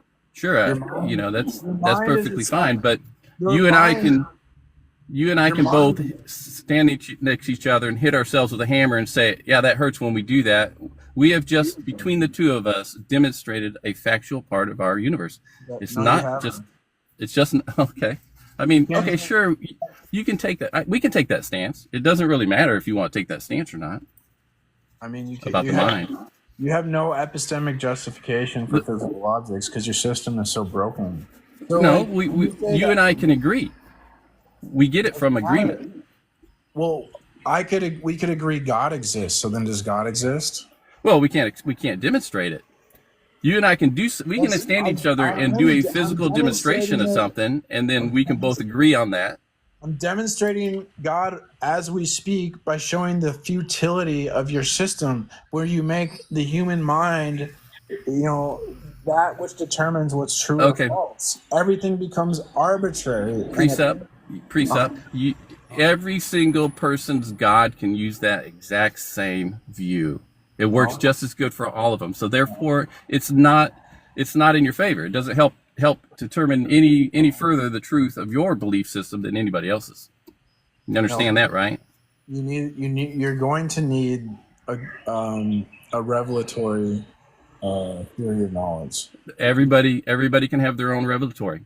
So that also does not get us to a pathway to the truth of your God or your belief system. So we have to find something else. What else? There's only 3 religions with revelation. It's Islam, Christianity, and Judaism. Well, I've already demonstrated that if you take Genesis or Exodus as anything other than mythology, then your God is totally debunked. We know we didn't come from Adam and Eve. We know that the Noah's flood did not happen. Don't you remember we just exposed that all your evidence is arbitrary and based on opinion? Well, we know that. So how do you debunk my Bible with your arbitrary opinion? Sure, you can look at the evidence and form an opinion about What it. evidence? It's all arbitrary because it's all based on the human mind. Remember? Now you're acting like you have evidence. It's not just the human mind. It's the human's mind's ability to analyze the actual evidence, the physical evidence. You're assuming there's objective truth when you're arguing. There's physical evidence that the mind is taking an opinion on. Whereas in your God, there is no physical evidence you're taking an opinion on. You understand the difference, right? You're assuming that you can have evidence, even though we just went over how you can't have evidence. No, we did not. You made a presupposition. I told you that any religion can take that view. Oh. So it doesn't add any credibility to your view. So we have to go with what we can actually use that's independent of anybody's views. And that's the physical demonstrable evidence we have of our natural universe. And it points to the God of Abraham being totally debunked. Are you pretending not to understand as some sort of rhetorical strategy? Well, I'm suggesting that all the strategies you've presented so far don't work in your favor because any religion, any God can use those. You have no standard to say anything's true or false. Sure I do. No, you don't. Again, we're down to what can be demonstrated. That's how we have a standard of what's true or false. What can be demonstrated. Okay. If we can't demonstrate it, then it's up to opinion. It's opinion. Okay, I'll agree to that. You're not listening, dude. I don't understand. It's like Black Knight syndrome. I explained to him how all of his evidence is arbitrary, and then he's sitting there trying to give me evidence. It's like, what? What's wrong with these people? It's literally, did we not just go over this, that you can't, everything you say is arbitrary? And then he returns, it's like a dog returning to its vomit. It's so crazy. Dude, my evidence is that the proof for God, you can only prove things if the Bible is true. If the Bible isn't true, we couldn't prove anything. It's the impossibility of the contrary. So we have certainty that the Bible's true. That's the evidence. That's the proof. That guy goes, "Oh, you can't prove anything. You can only give me evidence." What an idiot. So he's like, "Here, you have to assume my metaphysical system, which is broken and can't prove anything, and then prove things through my busted system." And I'm like, "No, I don't want to use your metaphysical broken system, because your metaphysical broken system can't prove anything. I'd like to use the Christian system." "No, use my broken system. Prove to me your system through my broken system." That's basically what that guy's asking me to do. Very low information person.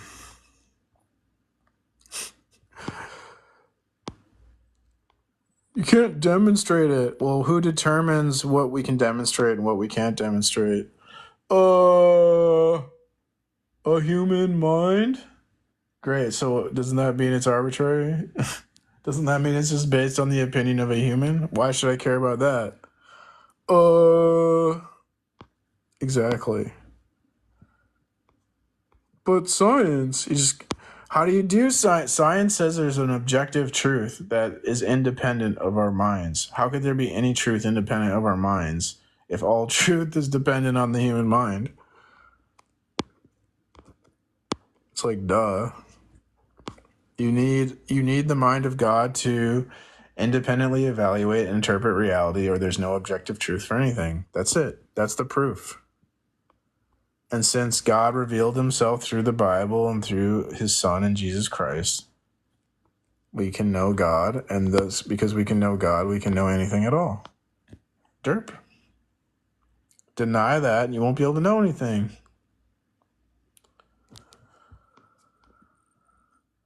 The ad hominem attacks right now proves maybe you're the low information person. How? What? Why can't I insult people? Are we not allowed to say, if someone says something that is like incoherent, am I not allowed to say that that person was being incoherent? I have to pretend like they make sense?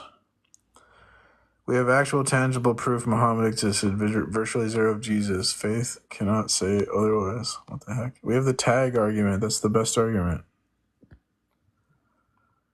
How do you expect people to trust the Bible, though? Because if they don't, they couldn't trust anything.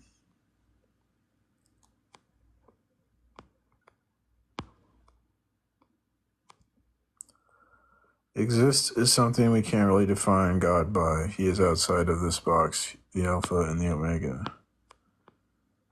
Well, God is concrete. God is actual. God's the real thing. God is realer than both of us combined, times a million. Why are Christians so unhappy and angry? Oh yeah, no proof for his superstition, creation myth.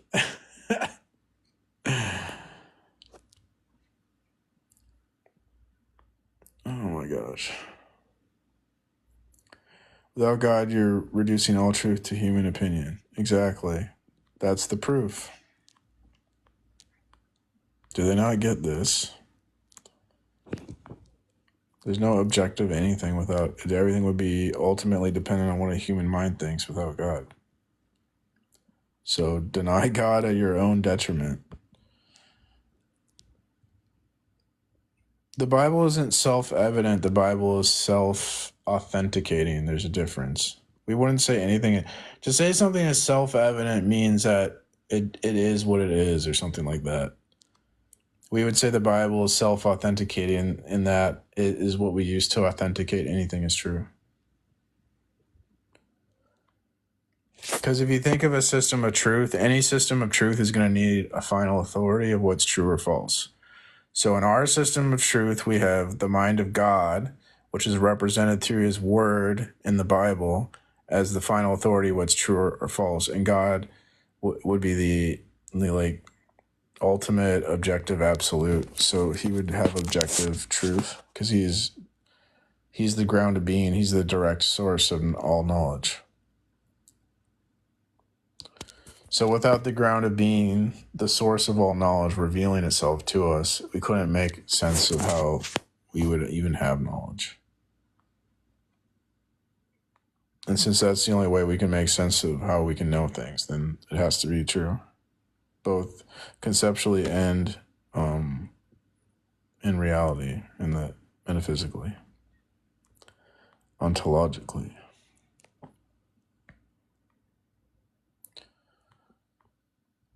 I'm not an atheist, but I'm agnostic. Why should I think God is real? You should think God is real because we have the objective proof that Christianity is the case through the transcendental argument for God.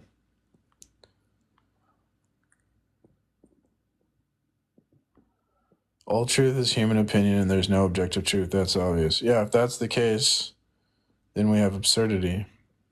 Then we couldn't say anything is true. So the world can't be that way because it wouldn't function. Watching people argue about religion/gods is like little kids arguing about who's the best superhero. You're going to like the anime debaters.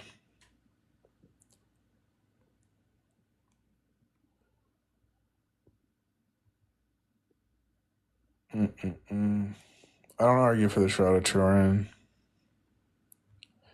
God doesn't exist. The Christian God is Yaldabaoth, the evil demiurge, okay?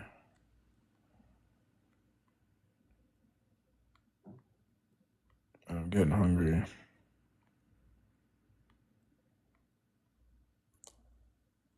Oh shit, I just saw someone left the guest box. I have to pay attention to that.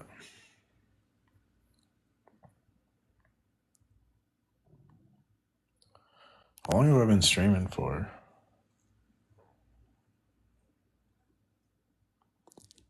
I think like over an hour. Christianity is wrong. You have to assume Christianity to say Christianity is wrong. So you're contradicting yourself. You cannot prove to me there is a God, though. I can prove it to you. I can't necessarily make you believe it. I can prove it to you, though. The proof for God is that you can't prove anything apart from God. So that's a proof to the absurd or the impossibility of the contrary.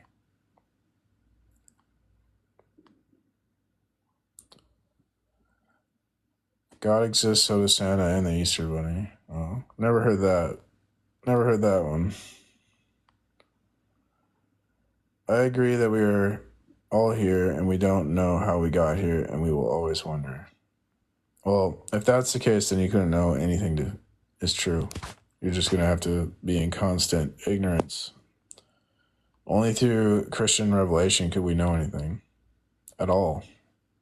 So the fact that we know anything at all is the proof of Christianity because it couldn't be the case otherwise.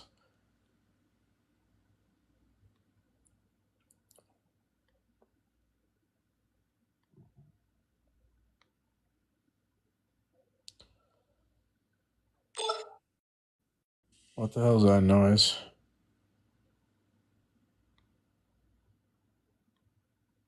Two new messages? Oh. It's the same proof for leprechauns. This is all the atheists do is go, it's like believing in Santa Claus. You believe in leprechauns. You believe in fairy tales. Don't you realize that physical objects become fairy tales? You'd have the same justification for fairy tales as physical objects if atheism was the case.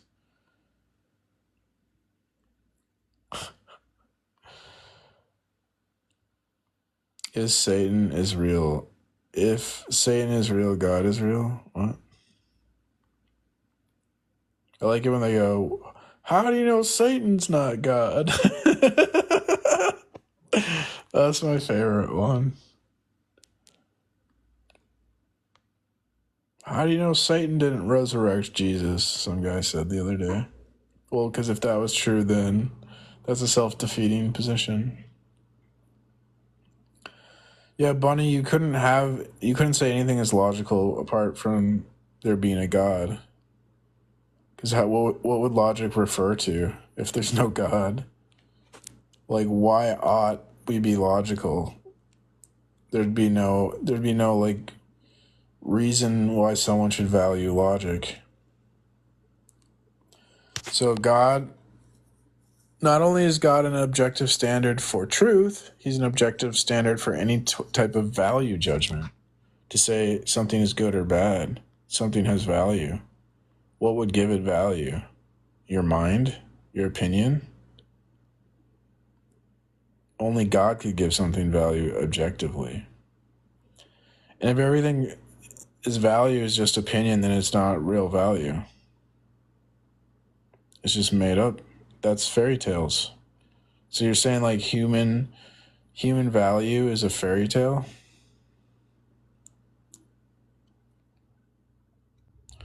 So in Christianity, humans are made in the image of God. And the entailment from that is human life is sacred. And so if human life is sacred, then human life has value. Human dignity matters. It's important. So when you reject Christianity, you devalue humanity. You devalue human life. You become what? You just an evolved animal. Why should we value one animal more than another animal? There's no reason to. You reduce human life to the value of like an animal, basically. You can say, well, I think humans have value, but there's nothing behind that. It's an empty statement. It's just your opinion. Every study proves prayer does nothing. Well, every study apart from Christianity being true would do nothing, would prove nothing. So any study assumes the Christian claims to do a study in the first place. So that would be a performative contradiction to use a study to deny the thing which is required for the study to be justified. That's called self-stultifying.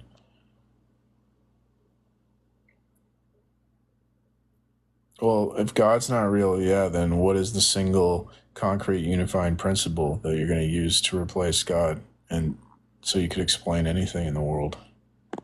Because without a single unifying concrete principle, I should say that, single concrete unifying principle, you couldn't explain anything about reality at all. You would have you couldn't make a genuine statement about the real world. Everything would become Santa Claus. Just according to atheists. How do you support a God who allows children to suffer? Well, because let's say that Christianity is not true. That means that the world was designed, or the world evolved for children to suffer. But if Christianity is true, the suffering in the world is unnatural. God's original design was perfect in the Garden of Eden, and that the only reason children are suffering now is because of our choices as humans to rebel against God. And God also has a plan to fix it, so eventually the suffering will go away. They'll be redeemed. There'll be redemption. So without God, the suffering would be natural. It'd just be normal. Because we believe in God, it's unnatural. And because of God, we're going to have hope that the suffering will not be here someday. God will perfect everything. If there's no God, the suffering will never go away. Science isn't going to fix it. Even if it did, science did fix some form of suffering, they would just lead to a different form of suffering.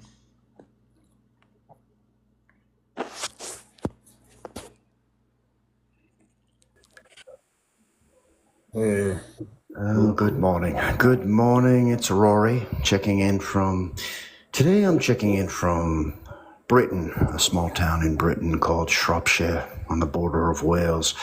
I've been listening to you now for a few minutes, my confused friend, and I like that. A God with a plan. A God who needs a plan, you just said. Why would a God need a plan? a God would just, I like what you're saying. I like your imagination. It's vivid.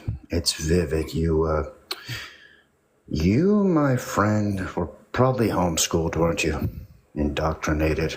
Your parents probably made you valedictorian.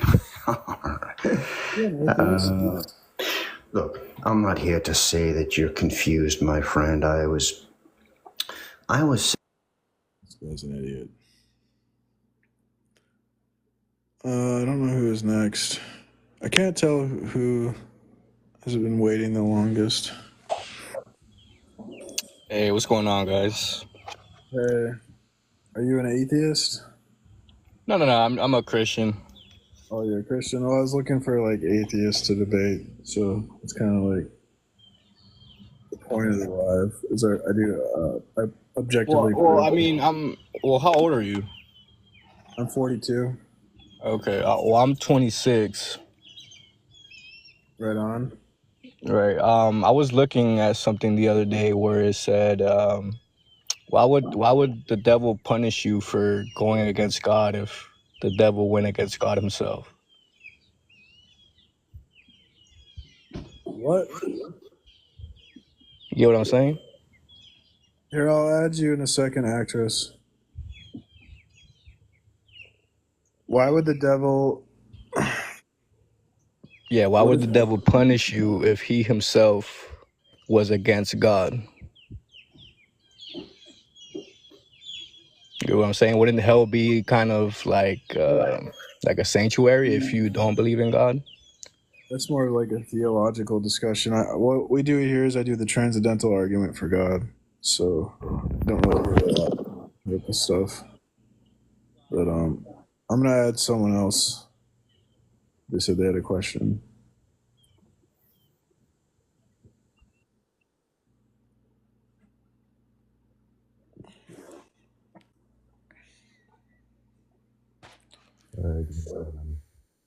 Actresses. Yeah, so I just had that question though. So like, you're coming from the place of God exists, but I just want to kind of question like, what does that look like? So the guy before asked about punishment, how, and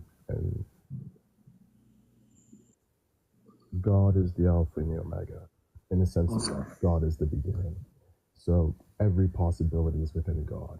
You can even use the words like we are children of God. We come from God. So if God has all possibility, like how would he punish us for going against his word? Isn't that just exceptionally cruel to punish somebody for something that he already knew they were going to do? It's like I have a little brother and I already know he's going to take my life. If I already kind of expects it and you're all knowing, you already end at the beginning. Like, can you be mad? Can you be vengeful? I don't understand. Like you could have. So like I just don't know. I just feel like the way that God has been framed isn't really like that. Doesn't really make sense to me. The suffering thing is the other part where it's like all of the suffering in the world, children dying prematurely, like a lot of that doesn't make sense. So like I just want to kind of like I just want to kind of get more of a framework for what your thought of God is, because my thought of God is just like this exists. We're having this conversation, me and you, my guy, and so like obviously there has to be an origin. But like, what does God look like for you? Like I don't know what that origin is, but like, what does God look like for you? Because what I've heard about punishment and hell and the suffering and that doesn't really feel like reality to me. But I do know in reality that there is a reality, so it had to have come from somewhere. So I just wanted to see, like, what does God look like for you? I'm a Christian, so it's a Christian triune God of the Bible. What's your God?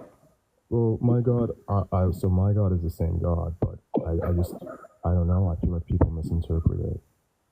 So like, do you think there's a hell? Like my first question is like, do you believe people, like do you believe people go to hell when they die if they haven't accepted Jesus? I mean, I don't really want to get into like theological discussions. I'm mainly here to just do like the transcendental argument for God.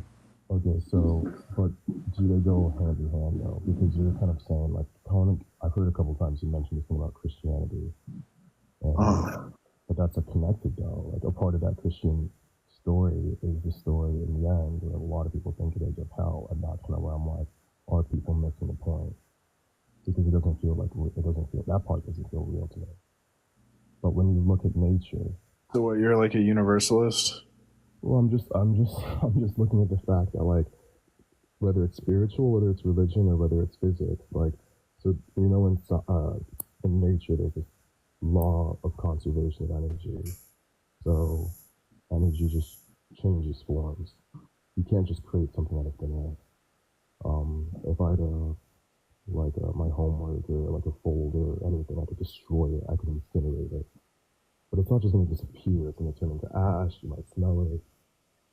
You know, if we had a computer powerful enough, we could put back all the particles and perfectly recreate, like nothing is lost. Nothing is gained, nothing is lost. So, my God, the fact that me and you were having this conversation, like, why are we here? Where did we come from? Did we just spawn out of thin air? What creates itself? But God, right? So I'm just kind of trying to see if, like, is there a different, what is your view of God? Like, I think God exists because we're here. God is the word we use, God, but, like, we are here, like, right now. Why are we here? Why is there anything here? Well, because I think the Bible is true, right? So God created us. I think the Bible is true in a lot of ways too, but I feel like the real message is missing. Like, are you asking, like, what's the meaning of life? Like, No, so this is like, very clearly, I just feel like people's idea of God misses the mark. It's like pointing at the moon, but you focus on the finger and you miss the moon. And so that's why I'm trying to, like, just see if we can use, like, our heads here and try to figure out, like, we're talking about God, like, what even is that? So what is God? Is God like an entity? I mean, like, that's a theological discussion. Like, I'm not really. Okay. So like, you gotta be able to go back and forth here. So is God just like where did this world come from? Like, is God a person? Like, what? And they keep asking. Yeah, I'm here to argue the transcendental argument for God. I'm not. That's what I've been studying, and I mean, I'm not a Bible scholar, so I can't answer every question about the Bible or about God. And some things there's no answers to, and people disagree. So I'm not here to have, like, a theological discussion in terms of, like, with other believers. I'm here to talk to people who don't believe. But I think that's probably a good time to take a break. I'll probably stream later. So thanks, everyone.